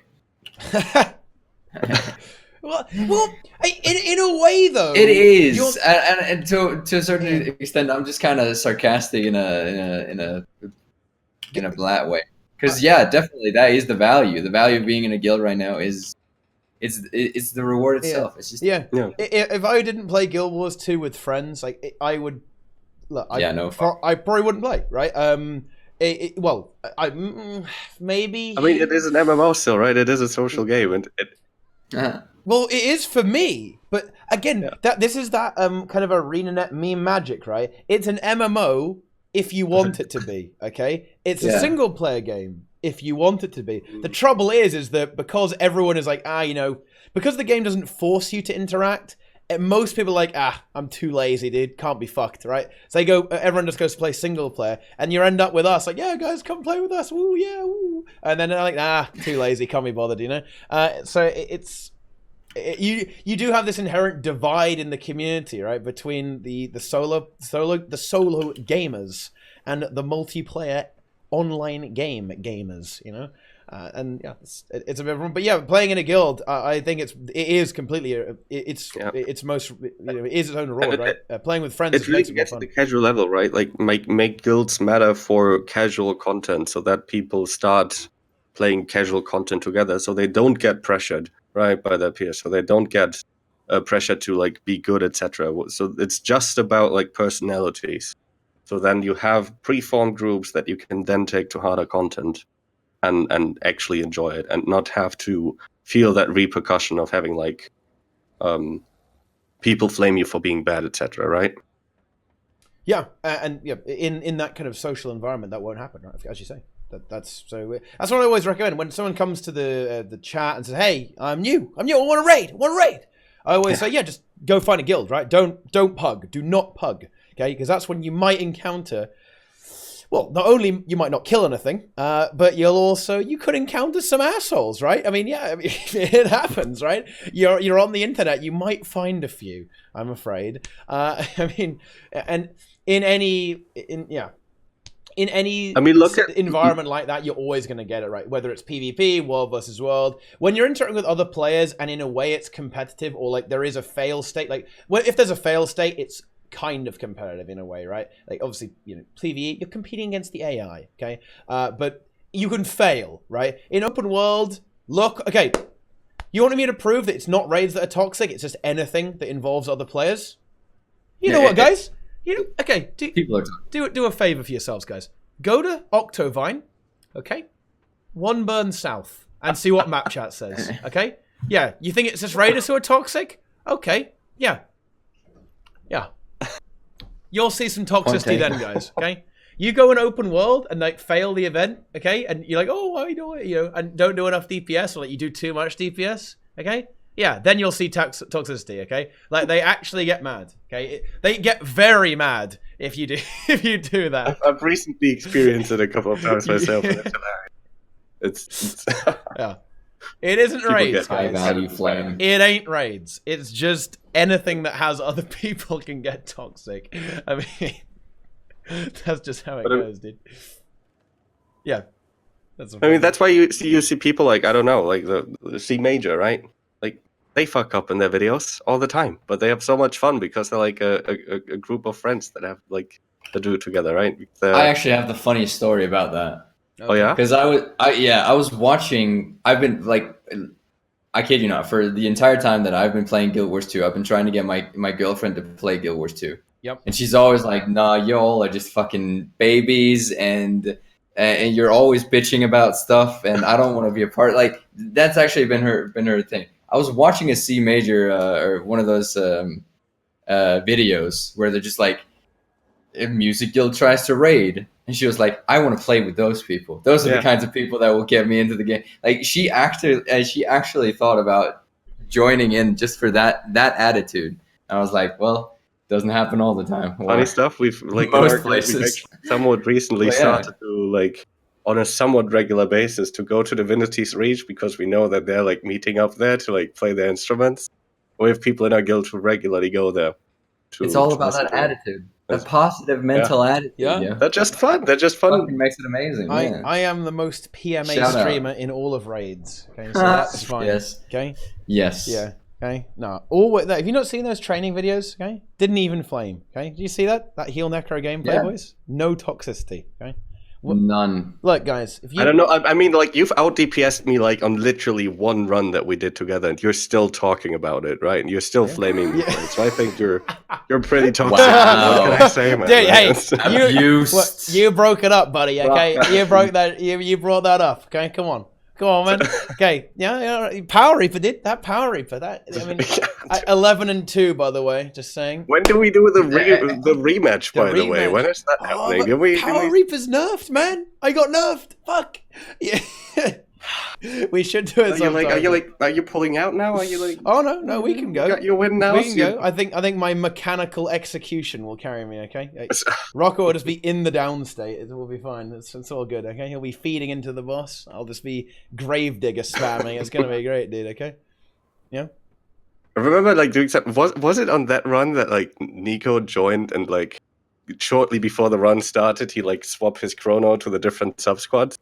And then like swap it back during the run so they would get the buffs and like you gotta like use cheats like that. Yeah, use cheats like that. Look, I don't need to cheat, dude. I don't need that. You know, that's fine. I don't need that. I just, God, rematch, but I have to play short bow Soul Beast. Soul Beast cubed. SB cubed. Yeah. All of you could do once a week open raids to the pugs. Only pugs being announced. You'll see the people up here. Yeah, I do it all the time. Like anyone, I let anyone join from the stream. Like anyone is completely welcome. And if anyone asks me anything, I will answer. Okay. I only get mad when people just like randomly fuck up and don't tell me that they don't know what they're doing. Okay. So I don't mind. I on it, guys. Seriously. If anyone thinks that I am this, Teapot only likes playing with good people. No, I actually prefer to play with bad people. I love training raids, man. Like, training raids are the most fun I have in this game because when it comes to actually trying, like, I don't have to try in regular raids. No one does. When I'm playing with actual good people, like, there's just zero effort, right? Because it's just so easy. Like, everyone's done it so often. Like, everyone is, like, on full autopilot mode, you know? But like, when you have to play in a training raid, you've got to call stuff, right? You've got to call the mechanics. You've got to res. You've got to tell people what to do. You've got to think on your feet. You've got to react to stuff going on. That's fun. Like, I love that reactive gameplay. Like, when it gets static is when it gets boring, in my opinion. Yeah. That's just admit it, Teapot. The reason why you want to play with casuals is so you can be the best player in the group. Well, I'm not gonna lie. I like it. It's because I like to get those connections. You know, I just like when I see 5 guys down. Oh yes, transfusion, bloodwell, res. See those numbers. See them all get up on 90% health. Oh. That is disgusting. Okay, I love those connections. That's one for the the highlight reel. You know, that's good. What do you think of the changing meta in PvE, Revenants and Firebrands? This is actually another problem with the Guild Wars 2 in general. Like, Syndron is in chat, he can testify to this. Like, one of the biggest problems with the game in general is that it stays the same for just so fucking long. This is especially true in PvP and World vs. World, but it's also true in PvE as well, right? You know, things take a very long time to change. Like when Path of Fire came out, they introduced Renegade and Firebrand to be this alternative to the Chrono Druid setup, right? Or at least, an alternative to it. It has taken... How long has it been out? When did Path of Fire come out? And Deroir, you know a everything. year and a half ago, isn't it? It's taken a year. Yeah. It's fucking long. When was it Like released? way longer than you think. Well, I think it's isn't it a year and 4 months? I think exactly actually. Okay. A year and 4 months. So It's fucking insane. in that case, it's been a year and 4 months until that alternative has become half decent, right? And not even better, right? It's half decent is the alternative to Chrono and Druid, right? So it took 1.5 years to get to where it should have been at the start. Uh-oh. Right on time. Yeah, right on time. I mean, people have been playing it. Yeah. People have been playing it. Like, I mean, that was the time that I was in LN, right? That they did runs with... And actually kind of, like, I think they even, like, sometimes got memed for the alternative comms attempt that they did. But they actually had really good results with it, too. Like, they actually had some proper speed kills with it, too. Absolutely. It is. It's not that it's bad. It's just a lot... you have to be better at the game, right? If that makes any sense, right? Like, it's a... I don't even think you do have better at the game. You just have to have more people with a certain class. Like I don't... Like... Other than maybe that, like, the Firebrand's quickness maybe is a little bit more, like, the room where he spreads his quickness is a little bit smaller. I don't feel like it's really that much harder to do. Like, actually, like, when it comes to, like, at least the Revenant Alacrity is the easiest thing in the world. Like, I've been playing that build recently, and all you do is, like, use F4 on a cooldown, and then a little bit of energy management after all. I don't think it's that terribly hard. I haven't played the Firebrand yet, right? So maybe I'm... Like, it's just that the comp is less flexible. It's just less flexible than the other one. That's the main problem with it. It's never been like the power level. As I think LN doing those runs a while ago demonstrated that. It's not that it did particularly low. It wasn't like, oh wow, it does no damage if you play this, right? You don't get quickness and alacrity. That's always been the case. It's just that it hasn't had as much utility. It hasn't had as much flexibility that the alternatives has, right? Like that was the actual imbalance. Like not necessarily the actual DPS. It's just been how can you handle mechanics, right? Like and certain boons are really annoying to get in that comp. I also think that those kills were, if I remember correctly, actually done before the meta shifted to that everything's about stacking as many boons as possible and playing classes that have like boon stacking buffs, etc. So I guess those were at a point where like having so many boons wasn't as important as it was then, maybe. But yeah, I mean, that's absolutely true, right? Like the biggest downside to actually playing two Firebrands and a Renegade without any Chrono at all is that you actually lack other boons, and that you're going to run out of other boons that you would have with a Chrono. Yeah. I think Druid is a really, really egregious example of this as well. You want perma protection? Oh, let me press my one ability that I don't... There's no gameplay. You just put it down and it just stands there doing nothing, right? It's like, oh, perma protection for 10 people. Nice, Yeah, maybe that's a little too good. The same. And I've actually thought about it, and I don't even I can't come up really with anything like to fix it other than to straight up remove like certain boons from spirits. Like I can't see how you would ever make two druids not be able to like bring everything that any other heal class would bring boon wise, But then again, it doesn't have to be a problem, right? Because one druid can cover the most important stuff, and there are at this point many other support classes that can cover the rest, right? I think for also a great composition right now that you could play that's not optimal maybe, but it doesn't really matter because nobody actually really cares about being optimal at this point anyway, is if you run one Chrono and one Firebrand a Revenant, right? And then you can actually have all the boons that you want, and it actually kind of makes up for not having any Chronos at all, right? You still keep most of those buffs, right? It's a great combo. It works. It's just not optimal for anything, right? We've recently played around with that. And honestly, this in general is a problem for the raids, I think. This is a community problem. Let's talk about community problems, guys. Okay? Because, oh boy, are people overly attached to fucking playing the exact same comp, this exact build. I do think this is a legitimate problem. Like, I wish more people knew that you can basically play whatever you want. This is daily. Every single day, someone will come in my chat and say, is Necro viable, right? Or like, is playing Guardian viable? Or is playing X-Class viable? Guys, it's Guild Wars 2. Like, everything is viable, you know? And we have someone talking about in chat, like, you know, you do something on Core Necro. You goddamn right you can play on Core Necro. If you want to, I don't know. I reckon if I played Core Mass Minion Necro, I could probably get 20k DPS, honestly. And that's good enough, right? Okay? You know what I mean? It's just, ugh. I do wish that you could play whatever you want. That players would just realize that you can just do whatever you want. As long as you play it pretty okay, you can get there in the end, right? Like, because there was that chap on the subreddit, right? Do you guys remember that post who was like really mad that he got kicked because he was playing on his core Mesmer and he didn't do any damage using like soldier's gear? I fucking loved that one. Yeah. Oh my god, it was beautiful. So wait, that Reddit? Are we talking about? I spaced out for a second. That Reddit thread? Yeah, the Reddit. Yeah. Do you remember that Reddit thread where the guy was playing core? Yeah. Okay. So was it the one that Nike did the dramatic reading? I believe so. Yes, I believe so. That was magic. One. That was. So I decided to test this theory because I said, you know what, this guy can play his core Mesmer if he wants to.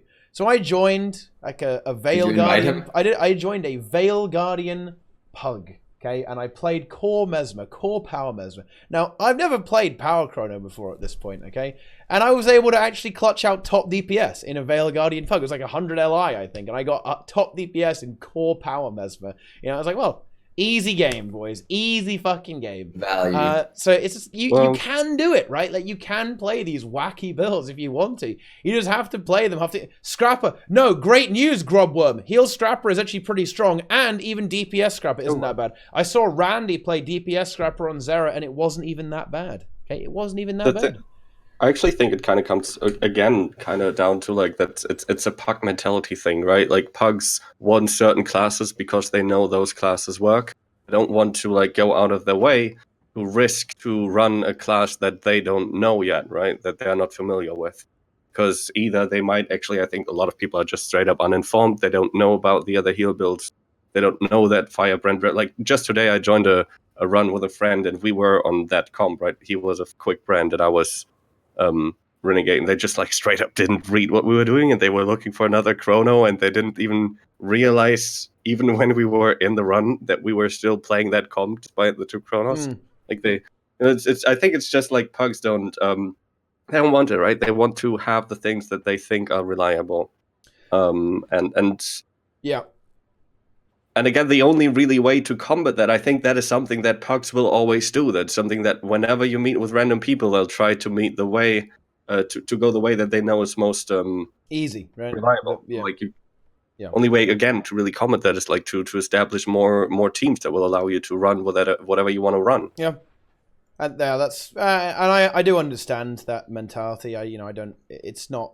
It's not irrational or anything. It does make sense, but I do think that a bit more flexibility and leniency in the pug groups would go a long way to help more people actually play. Because some people just want to play X build. Some people just want to play a heal Firebrand. They just want to play a heal NG, right?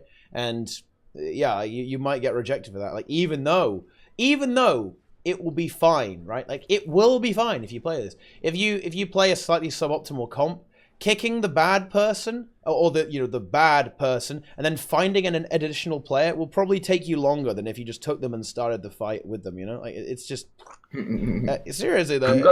I don't know. It's a bit. I want to quickly, just very briefly, expose the chat. Ooh. Who just asked like if Snowcrows got deleted? Do you think that would help? Snowcrows does list all of these builds basically, right? They have support. Tempest, Firebrand, Scourge, I think even Scrapper on their homepage. So like they do like that is not something. Yeah, they do have support Scrapper on their side as well, right? So I don't think it's like a thing that like certain pages making builds are the problem there. It's a big part of community interpretation and not fully understanding the game is the main problem. People look at snowcrows.com and they say, oh, Thief does 40k DPS. Better play that everywhere then, you know what I mean? So, yeah, it's... Give me a second, guys. Yeah, sure. Easy. It's not ideal. The community doesn't interpret things particularly well, I'm afraid, but that's not much can really be done about that. I suppose it's very difficult to kind of get around that. No Power Herald though. Power Herald is trash. Don't play that. Okay. No, I mean you can if you want, but it's not very good.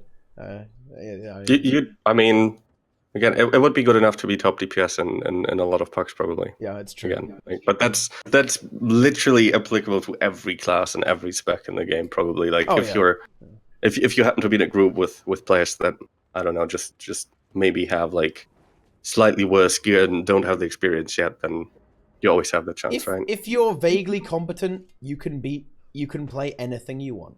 Okay, you can play anything you want. And one approach there is something that maybe I'll attempt in a later video. You know, the snowman video, except it's a completely different video, will be something like explaining that what you want in raids is almost like a checklist, right? You say, okay, do we have 25 might? Okay, good. Do we have quickness? Okay, good. Do we have alacrity? Yep. Okay. Do we have protection? Yep. Okay. That sort of thing. Instead of saying we need a druid or we need a chrono, you should say, okay, we need some quickness and alacrity, and we need healing and protection as well, right? And we need a might stacker. And breaking down the game into roles might be a bit better. So instead of saying, you know, we need a chrono, say, okay, we need quickness and alacrity. Instead of saying we need a druid, we need a might stacker, right? You know, we need someone who can do 10 target, 25 might and fury or something like that. And who can maybe, then we need a healer as well. So we need some kind of healer. Is it a firebrand? Is it a necro? Is it an Ellie or a druid or something like that? You know, in a way, streamlining that down might help players better understand how the meta works, you know. Might share Deadeye new meta. Yeah, well, the thing is that build it's not even bad, right? Especially with the way how new Signet of Inspiration works, actually extending the boons out. So even though the duration isn't great, it'll get extended by the Signet. So yeah, it's not even bad. Yeah.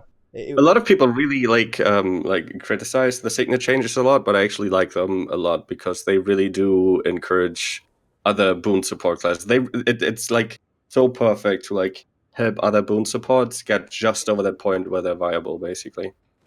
Because so many classes have access to boons, but just can't sustain them for quite long enough. So, like, well, yeah, but that's a different point. But like, Chad actually just said that we're talking about builds all this time, right? But I think this is like a stacking discussion, right? It all comes back down kind of to easy modes, right? All of these problems that we're talking about are solvable by a static group. Literally every problem, like getting kicked for a certain build that you want to play, having people that are expecting certain things just because they want to, they don't want to rely on you, having people be toxic towards you because they don't know you. I've seen people in chat say, people don't want to, or what was it that was said? People are like easily get insulted, which I think is also based on the fact that like you don't know each other. You don't get easily insulted by somebody that you know, because you're going to recognize his intention of helping you rather than feeling like he's just going to flame you.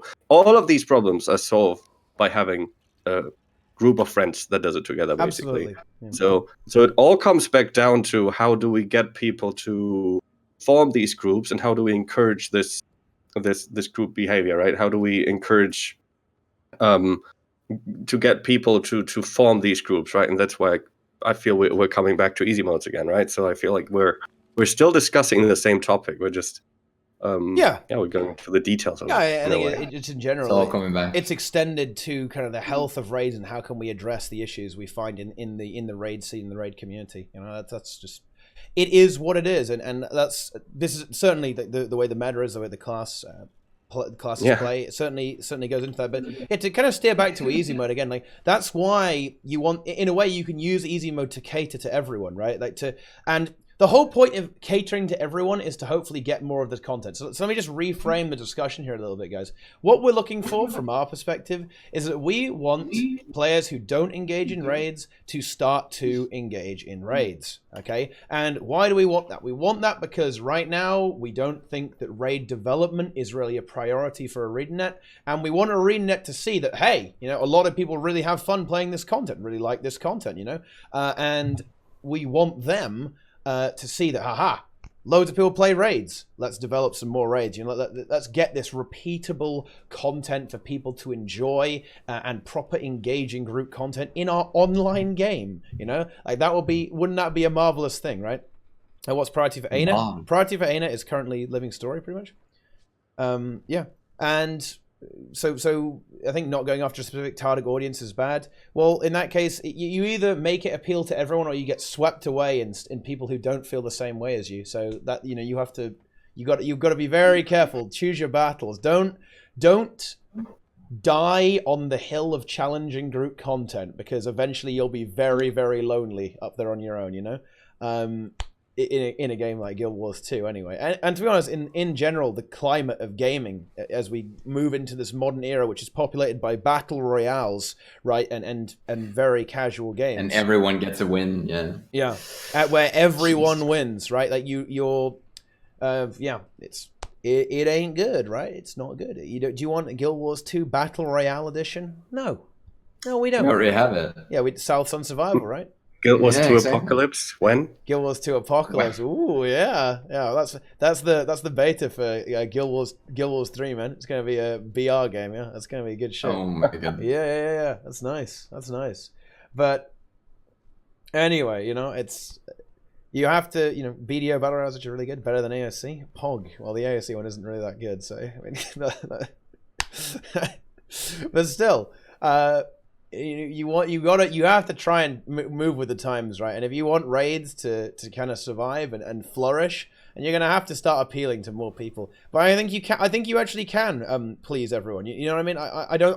I don't agree with the statement that you'll end up pleasing nobody. I don't think that's true. Like, suppose you go into raids, right, on easy mode, right, and you drink the easy mode soup, right, and it just multiplies all your stats by 10. And gives you every boon in the game for 24 hours, right? And it enables like the undyingness, right? So you literally can't die, okay, in raids, right? Like that would not like fuck up anything for the hardcore scene, right? Because the hardcore scene would just not use this and get the full rewards, right? Okay, if you take this easy mode soup, you get lesser rewards, right? You can't get the rewards and you can't get the achievements, right? Well, maybe you can get the achievements, but you can't get the rewards, right? You don't get nearly as much. So, in other words, nothing. Nothing. Can't get nothing. You think nothing? Nothing. Just story. Maybe story, like get dialogue, etc. I think that's enough. And like on a story-driven game like Guild Wars 2, where so many people at this point, I think, care for the story a lot. I think story-driven raids could be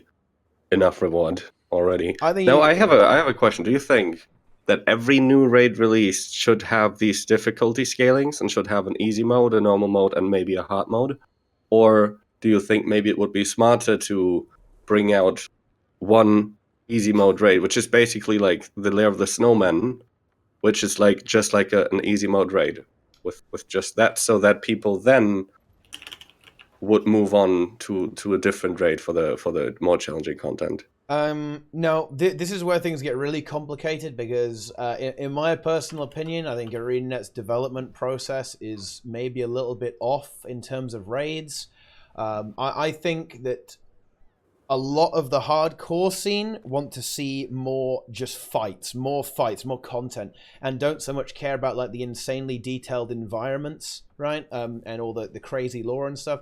So I think the way it should go is that like the lore focused ones should have easy mode probably, right? So, the lore focused ones should have an easy mode, and the ones that are just there for fun and for fight and loot, should don't necessarily need to have an easy mode, or they can be much more challenge driven, right, as opposed to that, and have some with hard modes and some with easy modes. Like you don't necessarily have to have 3 difficulty settings. I would love it to have 3 difficulty settings, but like the key is ease of implementation. Right? I want this to be easy for ArenaNet to do in theory, or like not too much of a stretch. You know what I mean? So the lore ones should, like stuff like Wing 4. Wing 4 almost was like this in a way. I actually think that Wing 4 in a way was the attempt at implementing a kind of easy mode, right? The CMs are honestly how they should be on normal. Yeah, right? yeah. I think in a way that is easy mode, right? Yeah. In a way. Samurok is like the perfect example for this, right? For a boss that really feels like he started as what the challenge mode is today and then got reduced to basically an easier version, right? Yeah. Sorry, I didn't mean to interrupt you. No. It's exactly the point, right? It's exactly the point. So in a way they already kind of did that, but it was still in a way too hard, right? You have to get 10 people, and you can't be a complete clown, right? Cairn, ArenaNet underestimated how hard Cairn is. Actually, Cairn is a bit of a pug slayer, to be honest. People die to him, like people Really? feed. Yeah, dude. People. I see a lot of people just like straight up stack so much healing on Can that they just like they like face tank it. I don't. And I've seen this actually mostly on an A. Like I've joined and I don't know. I mean, I don't go to an A all the time, so I'm like always scared to say like an A does this a lot, but for some reason there's NA a very does high this all percentage the of time. when I'm on an A that it happens, right? Like they would actually like take 4 healers. Like I don't know, they'd run two druids and then 2 heal Ellies and a heal scourge, right? And then they just like slowly scratch it to death, right? And they like enrage it by 10 minutes, but it doesn't matter because they have 4 or 5 healers, and then they just like eventually get it.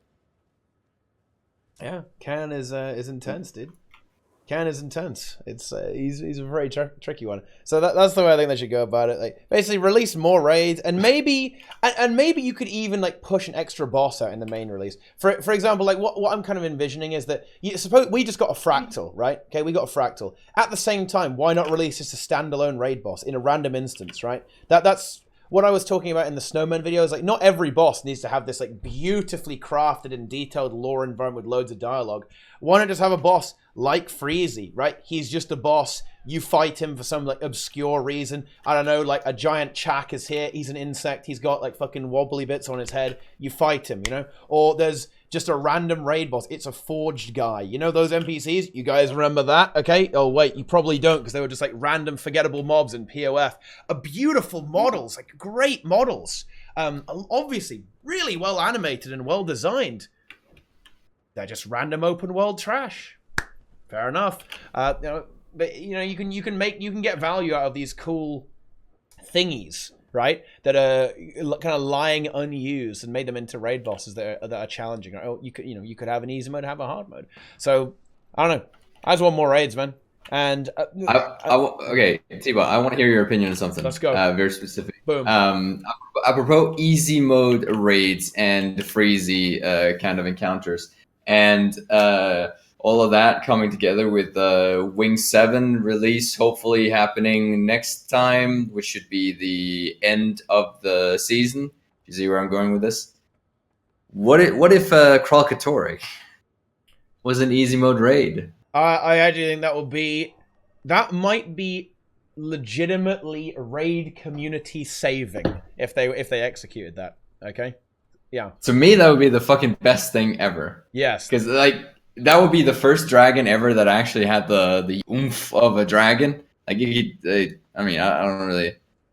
But just the fight of getting the fight. Oof, it would be amazing. Just a mini boss, an unfailable raid. Yeah.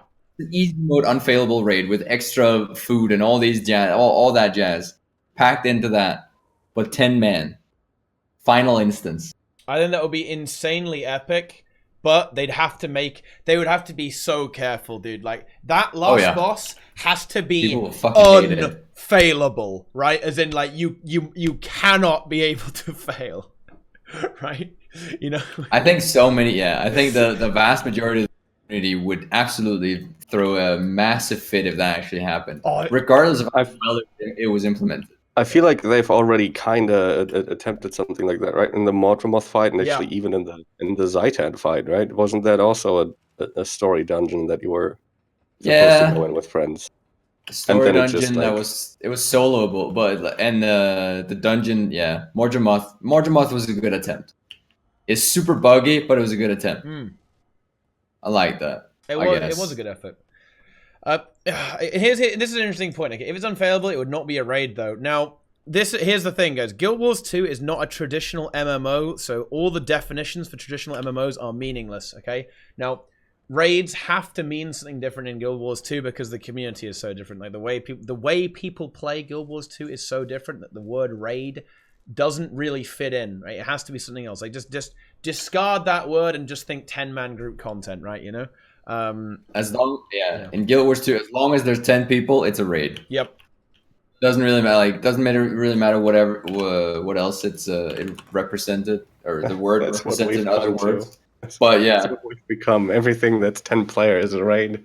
I mean, we kind of gotta, because that's kind of the thing I find, right? It's the stigma with the word, the stigma that comes with the word raid that kind of scares a lot of people away.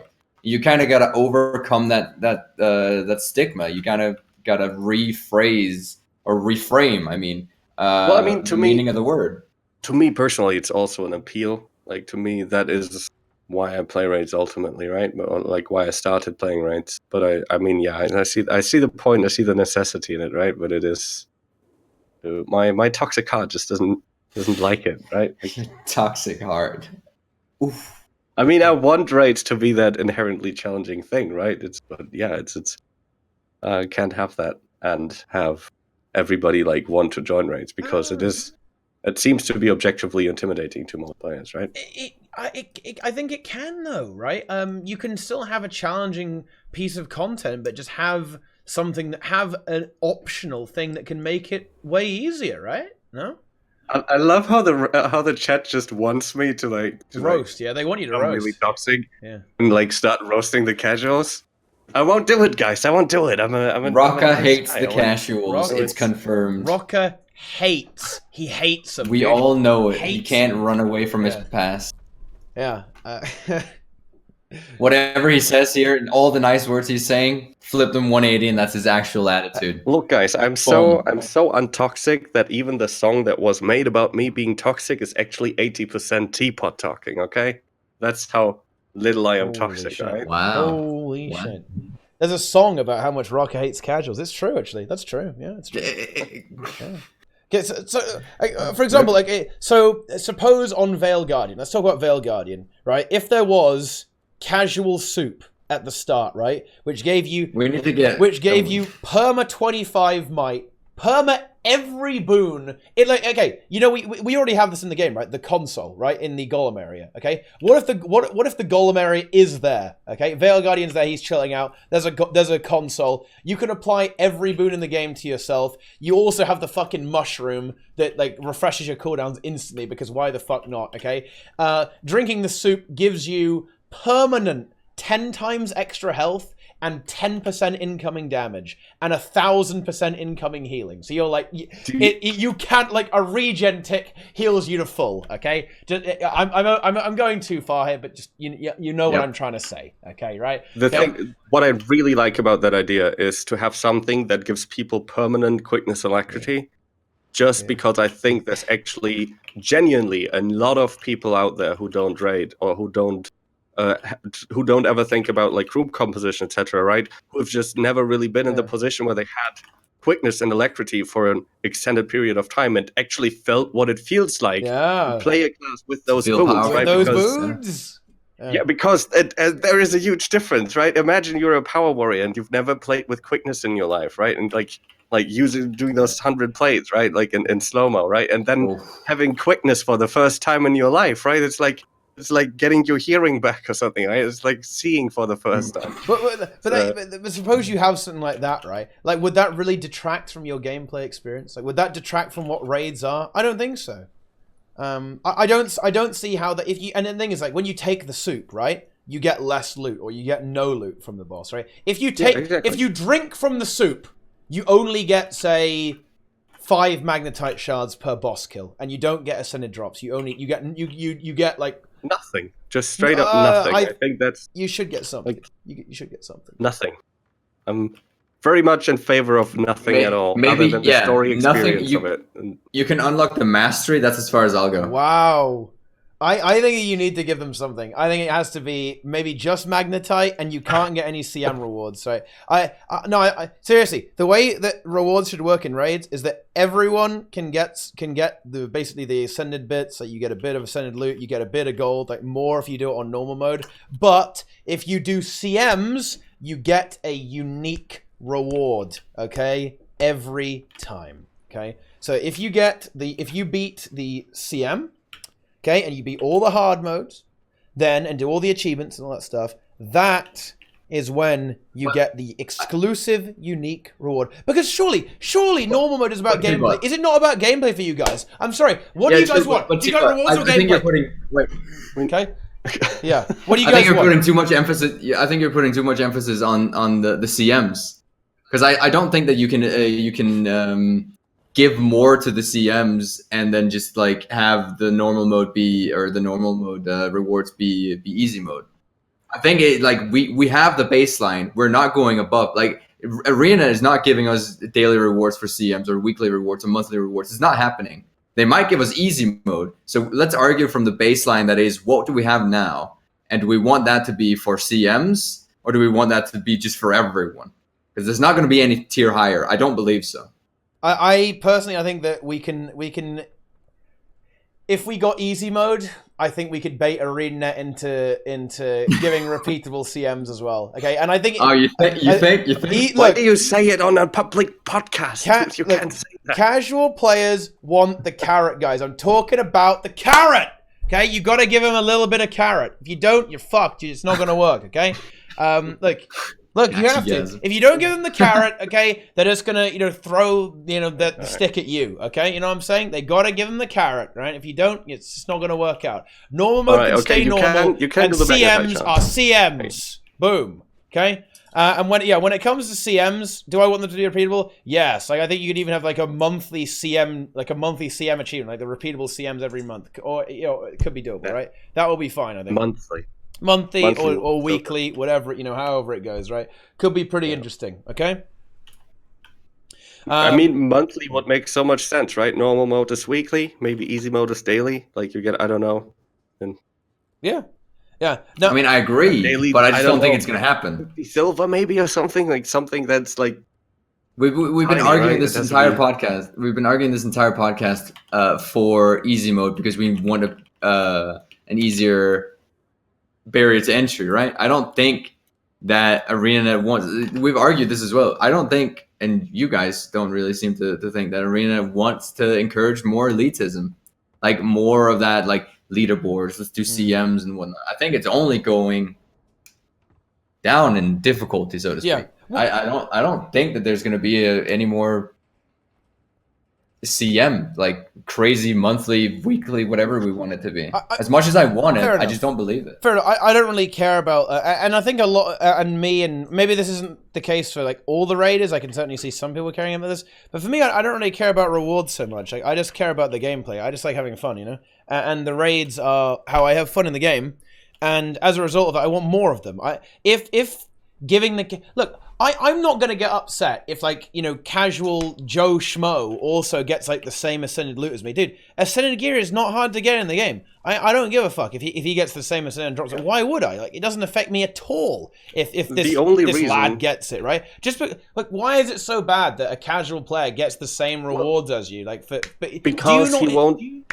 Sorry, yeah, go ahead. Because he won't leave the easy mode. Because like if the easy modes were worthwhile doing more than doing the normal modes, then there will only be easy modes in a way. Well, like, look, this is true, but like consider the following, right? Like you have, let's say 50% of the player base just don't do raids because they're too hard, okay? Like if you add easy mode, those 50% will probably do the easy mode, right? The thing is, like, those players would never go to the normal mode anyway. So like you're playing with sand here. It's like you either have them do the easy mode or you have them not raid, right? You're not going to be able to convince them to improve, I mean, I want them, the like I'm going to agree with you to that extent that some loot is probably good for an easy mode, but there needs to be incentive to go for the next mode, right? And the easy mode can still have that impact. Easy mode can still show you, oh, it's actually fun to play with a team. Oh, easy mode might be the way for you to form a static, right? All the things we've been talking about, right, are all good reasons for an easy mode, but there still has to kind of be that point,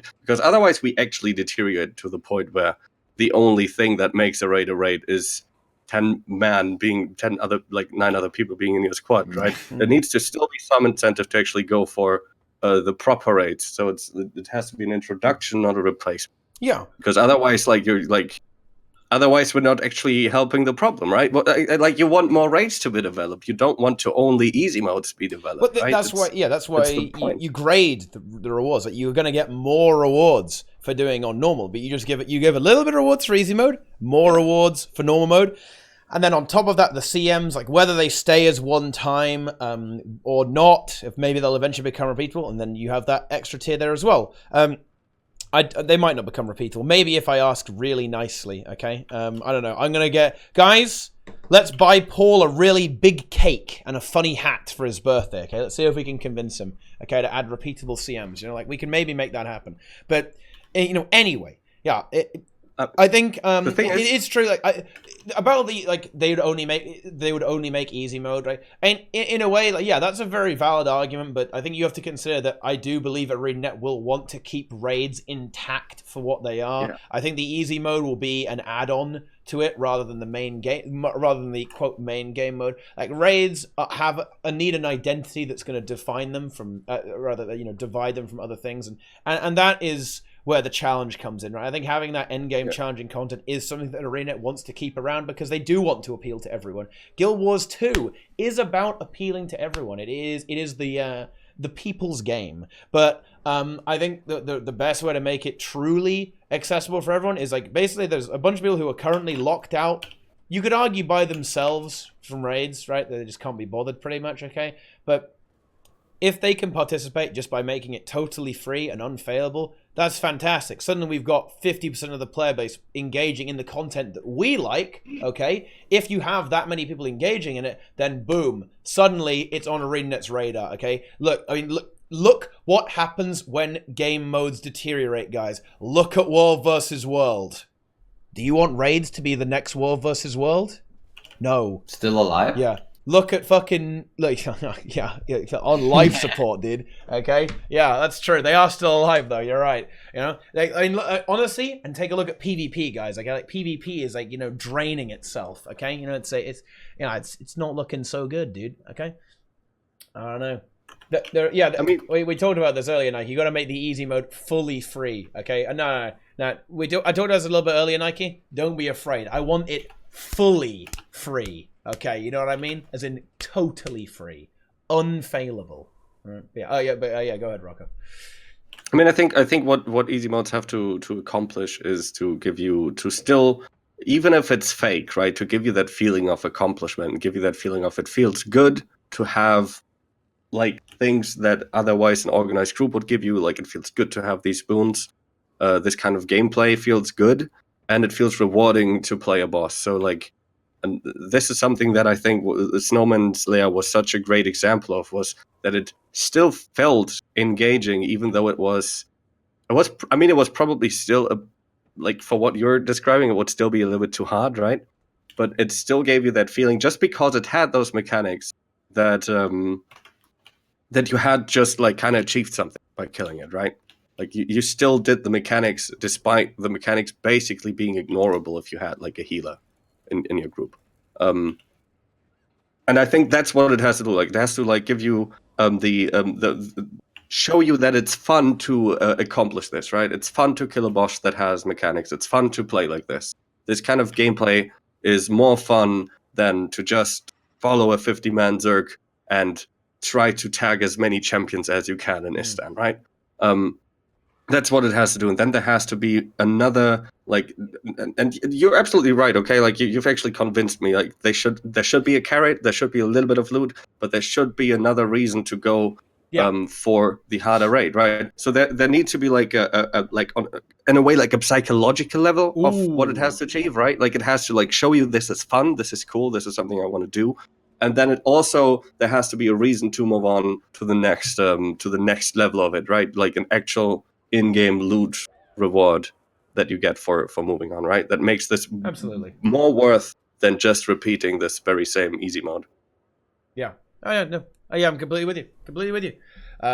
Having some stepping stones would certainly be a good thing, and you know what? I think you could make a very nice and shallow flight of stairs, right?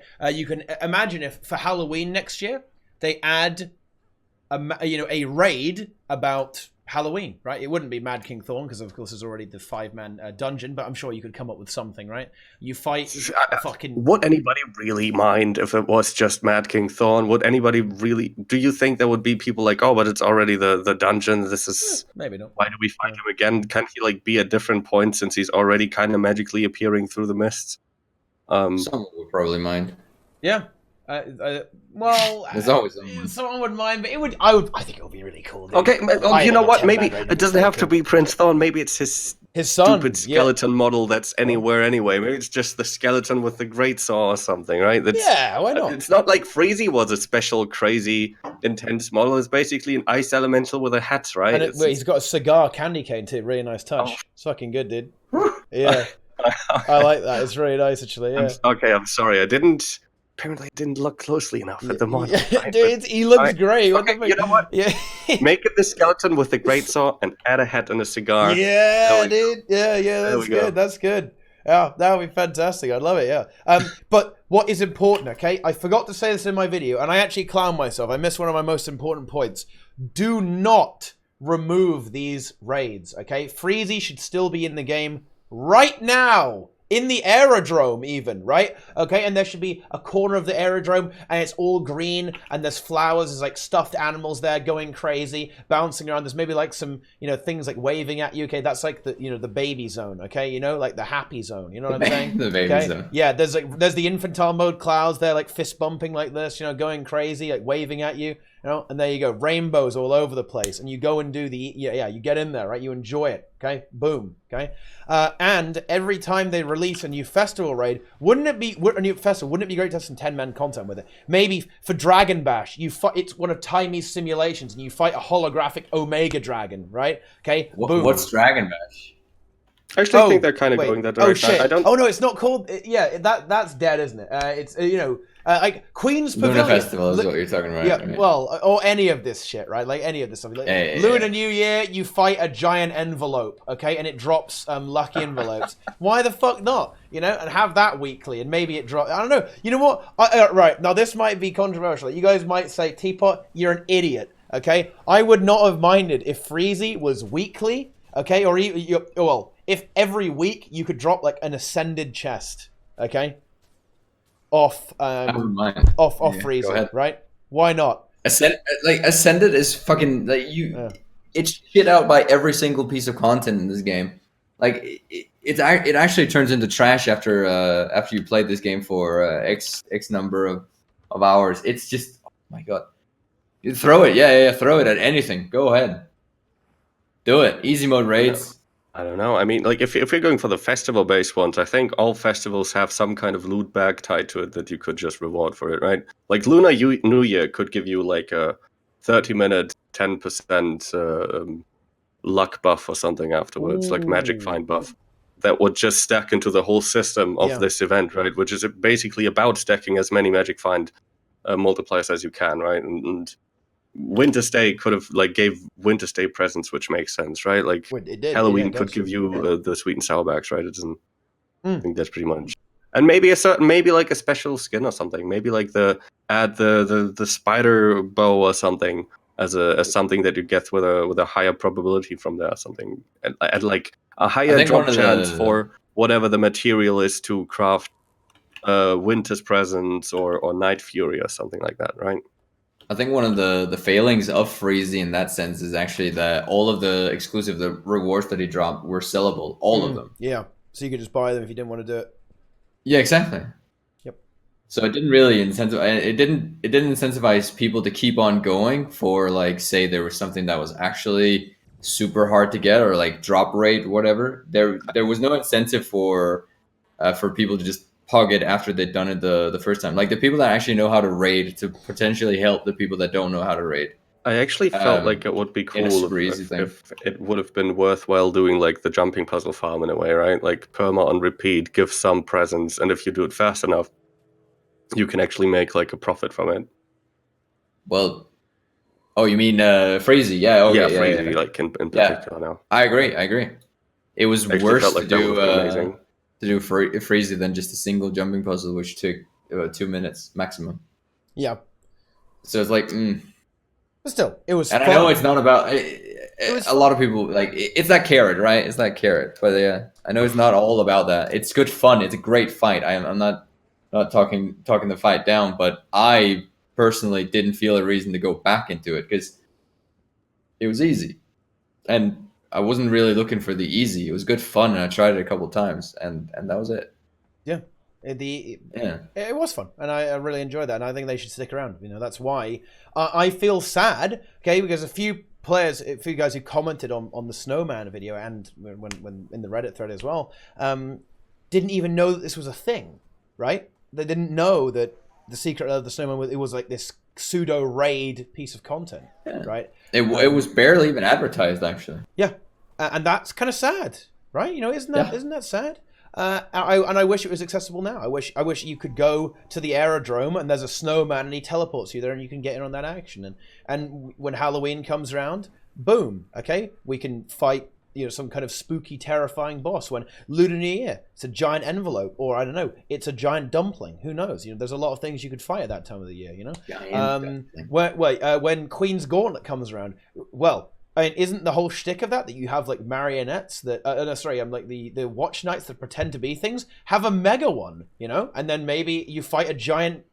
You could even fight Scarlet, right? Like you could fight the marionette, right? Easily, right? Lore wise, it makes sense, you know. Or you could fight Scarlet, yeah. A revamp of the marionette as a raid.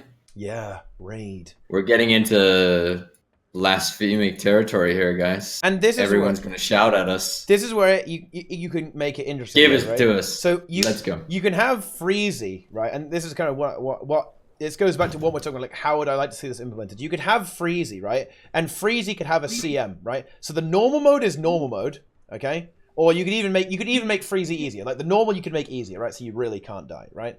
And then he has a CM next to him, okay? And you activate that CM. And Freezy turns into a hard raid boss, okay? So we're talking he becomes the same difficulty as a regular boss, for example, right? Boom. Okay, so suddenly, one way of doing this, like at its very base level, you could probably make a decent boss out of Freezy just by taking all the numbers on that fight and multiplying them by 10. Okay. Exactly. Yeah. At the very easiest, right? Okay, you could just like crank the numbers up to add crazy numbers, and you'd be way better off and make a proper boss. Yeah? That's what makes him so good, right? He has the mechanics, but the numbers are so low that they are easy enough for you to not be that punishable, right? Yeah. That's what makes it such a good easy mode, right? It's exactly that they could just increase the numbers and it would be an engaging boss. Or like it would be a tough boss as well, right? Not just engaging. It's why that fight really got me thinking, because there's a lot of fun facts about Freezy. It was developed by an intern, by the raid team out over the summer. So I'm like, hang on a minute.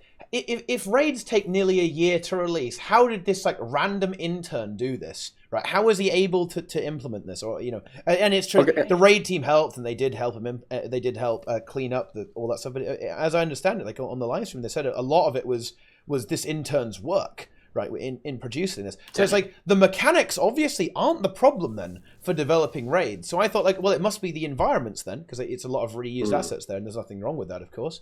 So it's like, oh, it must be the environment, like the dialogue, the the voice acting, the music, the you know, all the you know, sort of like the crazy pre-events, all the animations, the custom models, right, all that stuff, you know. So it's like, wait a minute, like what if we could have just some really basic bosses, right, that are very much mechanics oriented, because, you know, Freezy is still a good boss. Like, he has 9 mechanics, right? Okay, and for example, a hard boss, let's talk about Doom. Okay, Doom only has 14 mechanics by my count, right? Okay, so Freezy Freezy has 10 mechanics. Sorry, he has 10 mechanics, and Doom has 14. So hardest boss in the game, 14 mechanics. Freezy, 10. Okay, so wow, right? Like what? But which one do you think took longer to develop, right? Doom or Freezy? You know, like yeah, it's obviously gonna be Doom. Doom took a lot more. It's a very high effort and very thematically intense fight. And I'm not saying to discard these guys. I want to make that up. I want to hammer that.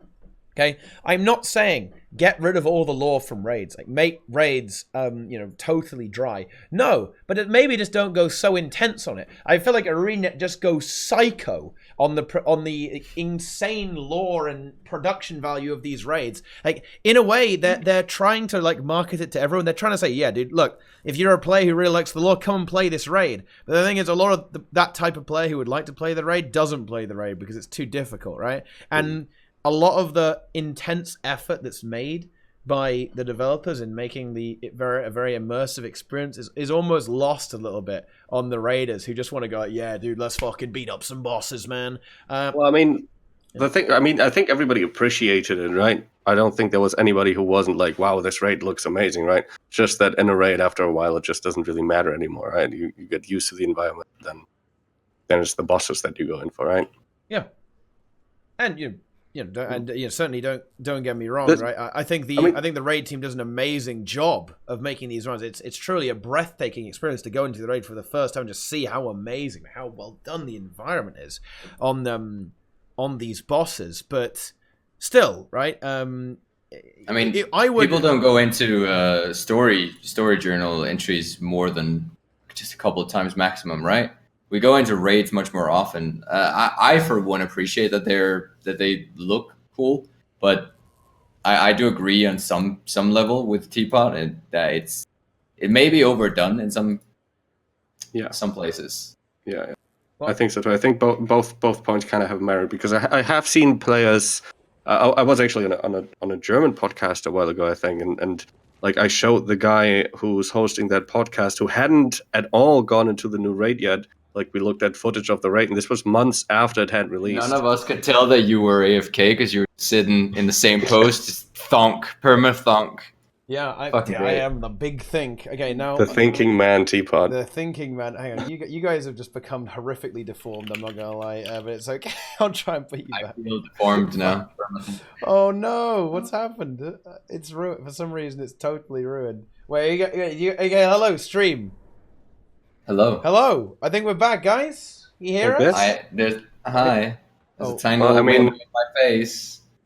Hang on. If I sit like this, I guess. You guys became tiny for some reason. I'm not exactly sure why. Hang on. Okay.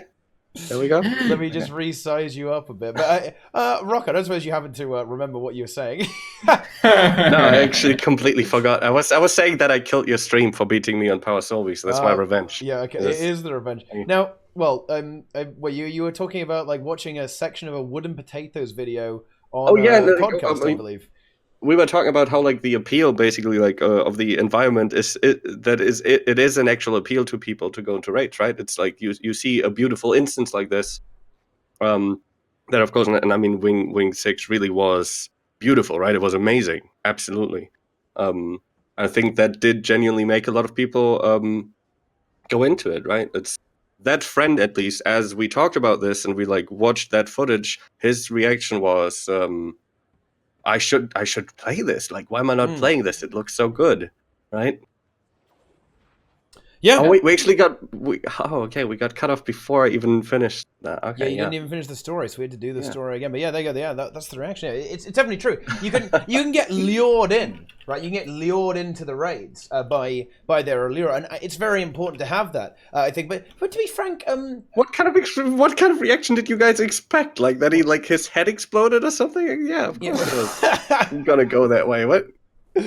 How's that disappointing? He really liked it and made him want to do raids. Yeah, you wanted in on those raids, man. But I mean, there's an argument to be made there, exactly, that it's not all just about the bosses for everyone that does the raids. Like, the people that only have one LI or have 10 LI or just have one LI from every single boss, right? That just did the bosses once for the experience. They probably did it for other reasons than just wanting to do a cool boss, right? They wanted maybe the lore, maybe the sightseeing, I don't know.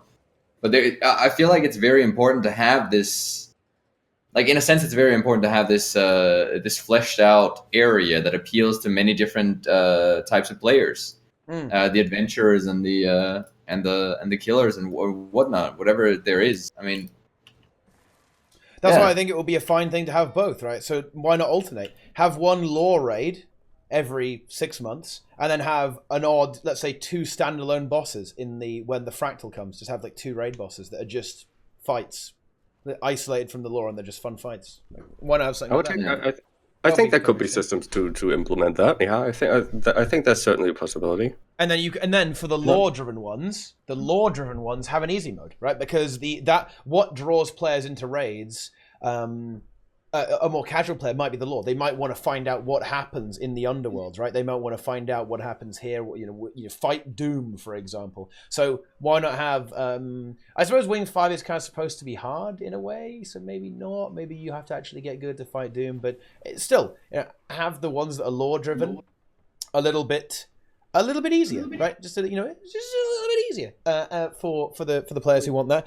And then you almost have like 3 difficulty things just by default, right? So you have the raids that are lore driven and have an easy mode, right? Then you can have the mechanics driven fights that have normal mode and CM, right? You know what I mean?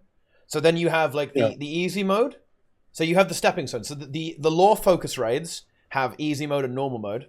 Right, and then the challenge-based ones have normal mode and CM, right? So you have like 1, 2, 3, boom. Like, so you do the lore ones, then you try the normal mode of the mechanics-focused ones, then you do the CMs after that. And for some of the lore ones, you have CMs too, right? Because to be honest, I don't think well, obviously, it's hard for us to say. We aren't in ArenaNet's development process, of course, but adding something like Doom CM, probably isn't as hard as developing a full boss, right? Especially a more simplistic CM like Desmina. All that happens on Desmina CM is the stacks build up faster and the worms respawn, right? That's pretty basic if you think of that, right? And I think the same is true for Cairn CM and maybe Demos CM. Like, they're probably fairly easy to implement, I want to say, right? So it's not like they couldn't it's not like CMs would have to be sacrificed as a result of this, right? Like in the lore focus ones. All I'm saying is, like, maybe it will be possible if more resources get assigned to raids, then more raids could be developed that have just a mechanics. There are mechanics and in gameplay focus, right? And not worrying too much about like developing these crazy ass assets. I mean, like Wing 6 to me was like the epitome of this. Like the raid wing, okay, which bear in mind, guys, only about 10% of players will properly experience, okay, maybe less than that, probably less than 10% of players, is the most ambitious map in the entire game, in my opinion. I honestly don't know a map that's more detailed than that. Like, if anyone Mithrite Gambit. Mithrite Gambit. Oh, okay, all right, okay. Oh, yeah. Is there a map more detailed than the Mithrite Gambit? Anyone in chat want to contest that exactly? Actually, just out of interest, like. It's to me, it's the most detailed and most ambitious map with loads of different environments. There's a bunch of there's a few biomes, right? You got like the Lagos underwater. You got the entrance with all the piles of gold, like the huge, huge mystic forge, rooms, right? With all the different rooms of the forge, etc. Right? That's exactly. You got crazy custom models, like the Conjured Amalgamate is this giant golem. Kadim is of course a totally custom, like loads of custom animations and stuff like that. And the Lagos room as well, utilizing some totally new assets there. Like it's a very much castle, right? Like the highway there. It's that blew my mind, right? When you turn around that corner and you're like, oh yeah, and just not a lot of players will ever experience that. That just seems wrong to me. It just doesn't seem right that won't get experienced by a huge portion of the player base. But I mean, I don't know how to say this. Like I would feel it a shame if they went down on the quality just because of that, so to speak. Like I actually really like. I appreciate it. I love that. I love that they're so detailed. But like. It's like it's one. I don't know if it's one, obviously, but it seemingly, if you were watching the last guild, what's it called, the guild chat thing, the dev who made the Siren's Landing one, and apparently also made Mithrite Gambit and the Cormorant's Library. Those are like the 3 maps that she's worked on. Seemingly, it's like just her who made it. It's like one guy who developing that map, or one. Lady in this particular matter. I think Tracy is her name. And I don't know. I appreciate that they're putting so much love into the maps. I really do. Me too. I think it's amazing. But I mean, you know, a one woman job to do all of that is, well, no wonder it takes so long, right? I mean, you know. I like Teapot's approach to this. Not every raid has to be that. Not every raid has to be super detailed, crazy Wing 6 quality. You can have and actually I think it would actually be good to have not every raid be that detailed. I think it's absolutely fine if every second raid or every third raid was super crazy Wing 6 style, right? And then because that would even make that raid even more stick out, it would be more of an event, right? But not every raid has been like that, right? There's a reason why we're pointing out Wing 6 as the go-to example here, right? Yeah. Not every raid is that detailed. Granted, there's a lot of them that are super detailed. I'm not taking anything away from that, but yeah. Right, chat. Hang on, I do apologize for cutting you off, but chat is now implying that I said it took so long because it was a woman. Guys, no! Oh my God. That was no... Fuck's sake, chat. Okay, no, pay attention, right? It's because it was, fine, one individual. Fine, guys. It was a one-person job, which is why it took so long, all right? No, I was pointing out that if you have one developer developing the entire environment, then yeah, it's going to take a really long time, okay? Well, I just got to clarify that before that gets clipped and posted to Reddit, all right? Also, I don't know. That's kind of the thing. I don't know. That's just how it was coming off on the guild chat. We don't know if it was a one person, one individual job. You know what I mean? Fucking A. Yeah, well, yeah, but I mean, it's entirely possible, right? You never know. Yeah. I mean, how many developers do they have on World vs. World? 1, 2, 0? I think that's at least 3. 3. I don't know though. 3 devs. Oh yeah. I legit don't know. But I mean, you can do a lot with a good dev, right? It's true. You can get a lot of value out of one dev. We need Deroir. Yeah, we need to get the gender balance better on this podcast, boys. Okay, we need to get Deroir out. Is what we need right now. Yeah. Has there ever? I'm not gonna ask that question. Never mind. Skip. Yeah.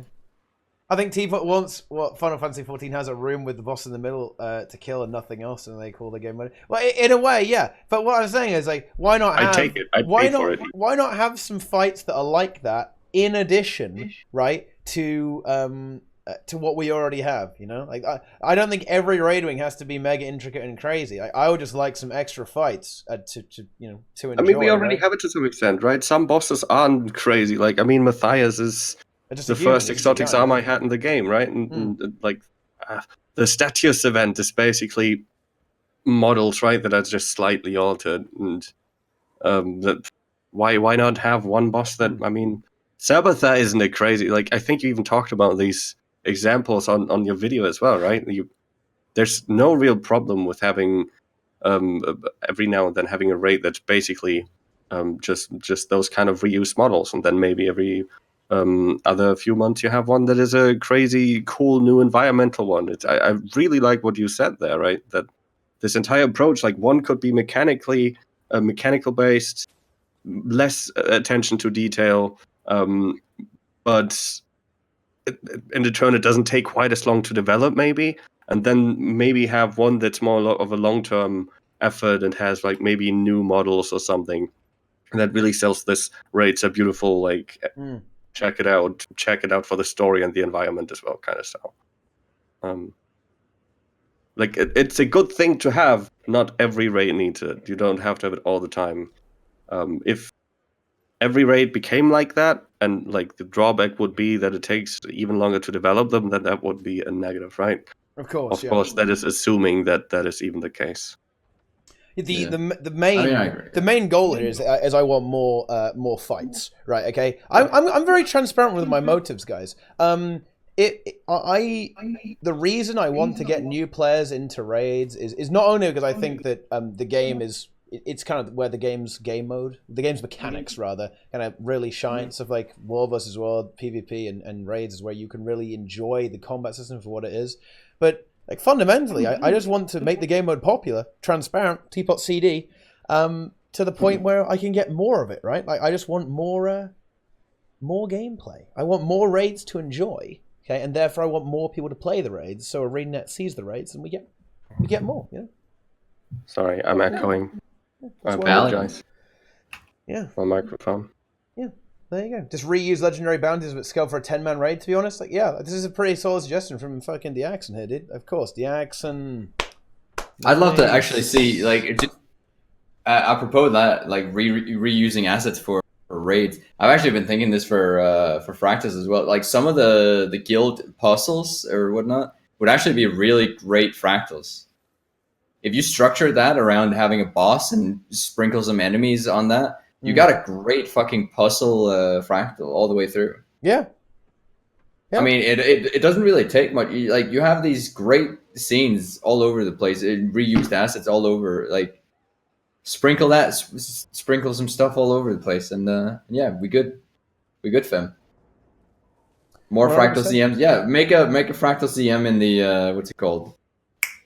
Oh my god, the Rada Sum-ish script thing. You know what I mean? Scritta Sum. I forget what that fucking thing's called. You can visit me next week. I'm going to try Veil Guardian. Tell you what, Dan, just come chill with me. Rock up to the stream. I'll sort you out full clear. First time in raids, okay? Job done, okay? Get your raid loot. Get the free farm. Get in raids. Let's go. Then tell everyone, let's go. Tell all your friends to join the raids and make your own guild. Then you start tryharding. Then you start getting good at the game. Then you start doing big DPS. Then you start kicking noobs from the guild. And suddenly, you become an elitist. There you go. Yes. Join us. Yeah. I feel like regardless of what we're saying now, ArenaNet has chosen the release schedule for raids. It's not bound to it when it's ready. That's correct. Yeah, it's not bound entirely to when it's ready. So Mithrite Gambit was delayed because like the voice acting wasn't done. But like realistically, yeah, it was done for ages before they released it because they got the voice acting and then they just waited and just didn't release it, right? And this is something that is very frustrating about ArenaNet, but like that is not fixable. Like you're not gonna get content outside of living story patches at this point. Like, you get a patch every 3 months, and that's all you get, and you ain't getting anything in between because ArenaNet have decided that is how they do things. I don't know why, but that's okay. You know, that is okay. We can work with that. You know. Yeah. Do you have anything else to say about easy mode raids and just the kind of the raids in general? I suppose you know the big content, big boy content. I think we've talked a lot about easy modes. Yeah. Yeah. Well, we did a good job talking about this topic. Yes, Value. Terrific job, good guys. Thanks, Rocker. Oh, that is just very PMated. And now we do Doom CM. Let's do Doom CM, dude. I need to finish off that cell I started this whole thing with, man. Okay. Wait, actually, let's see. Have they actually killed it yet? Has CLL killed it yet? Or are they still in Discord? Let's see. Looks like they exposing. Yeah, looks like they managed to kill it. Okay, good job, guys. Well done. Or they got so caught up in watching TeaTime. Yeah, there you go. Good shit. But anyway, yeah, it's a very short tea time, 14 minutes. Yeah, it's a lot shorter than usual. I hope the other VOD hasn't corrupted. Actually, that would be a bit awkward. But yeah, in terms of the voice acting, yeah, I agree. And this is I really want to underline this, guys. I'm not saying like don't do high effort raids. Absolutely do high effort raids. But what we do is we bait more plebs into the raids. We bring in more slaves into raids. Okay, ArenaNet sees that loads of players are playing raids. They add more. Okay. They add additional developers to raids, okay? They start investing more time and resources into raids, and that's when you can get the additional raid content, okay, that is more accessible for everyone, but also has the challenge and additional loot that we so crave here in the delusional elitist community. Okay, there you go, and that will kind of round it off, I suppose, for that tea time, I guess. Yeah. That was a good tea time, guys. That was a nice, productive, and useful discussion. Let me just actually start the bot so we can commence the shilling. You know what's going wrong here? Okay. We've got Arc DPS as our fourth person. Yeah, we have Arc DPS. Yeah, self stats over there. Self stats is up there doing some serious work, man. Look at him go. Okay, he's going crazy. But yeah, okay. What a lad. I'll tell you what. It's time for us to describe ourselves. Okay. Hailing from the North American servers, okay? It is Deroir Gaming, also known as Deroira, okay? Now, really, the true clickbait streamer, okay, of Guild Wars 2, always there, displaying himself and herself as there, for people to look at, okay? With the little plush little fucking anime cat thing, okay? Yeah, it's good. It's Deroir, okay? Tell us about yourself. Describe yourself to me. I'm 6'1". No, I'm just kidding. It is I've already been shielded by Teapot. So go subscribe to my Twitch channel. Easy, lots of content. Get that K Kona emote. That's all I gotta say. Hey, I'm there almost every day. I was about to say every day, but that would be a lie. Yeah, Twitch. Nice. Okay, so follow Deroir. Go. Okay, and then Boom. It's the elitist. He is nearly as good as me at Guild Wars 2. One day he might even be able to maybe get to like a 10-3 record in a DPS race. Okay, Necro versus Soul Beast. We know which one won. So guys. someday we're gonna have that rematch. Yeah. We're gonna settle this score at some point, dude, right? Yeah.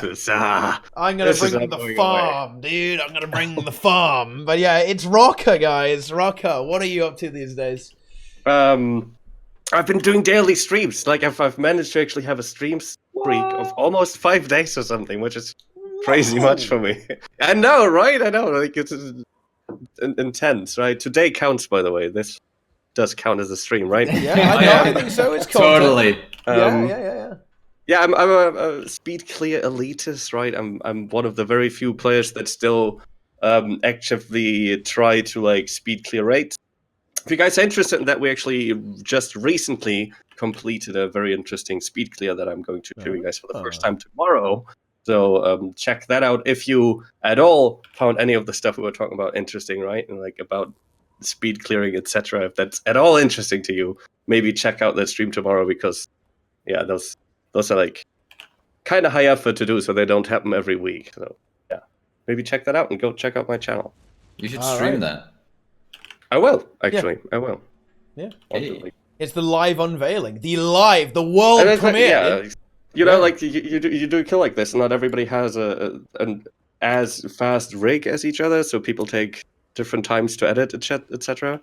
So we're gonna publish it, like gonna put it on public tomorrow evening.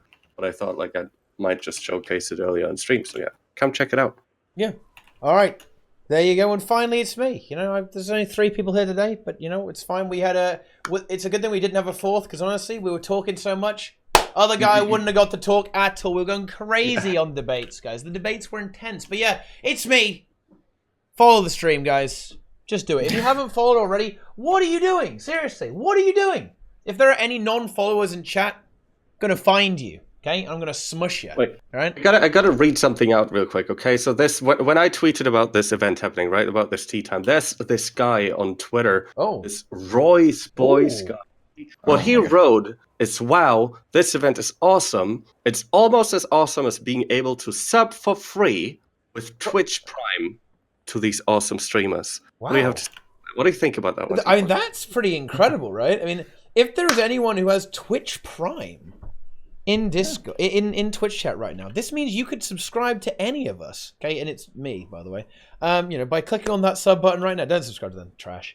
You know. I mean, it's fine. Guys, you know how high value to have Twitch Prime? Just get Amazon Prime. Easy. You get Twitch Prime. It's high value. $12.99 a month. Boom. You can subscribe for free every month and get your packages on time. Boom. Yeah, it's good. You know.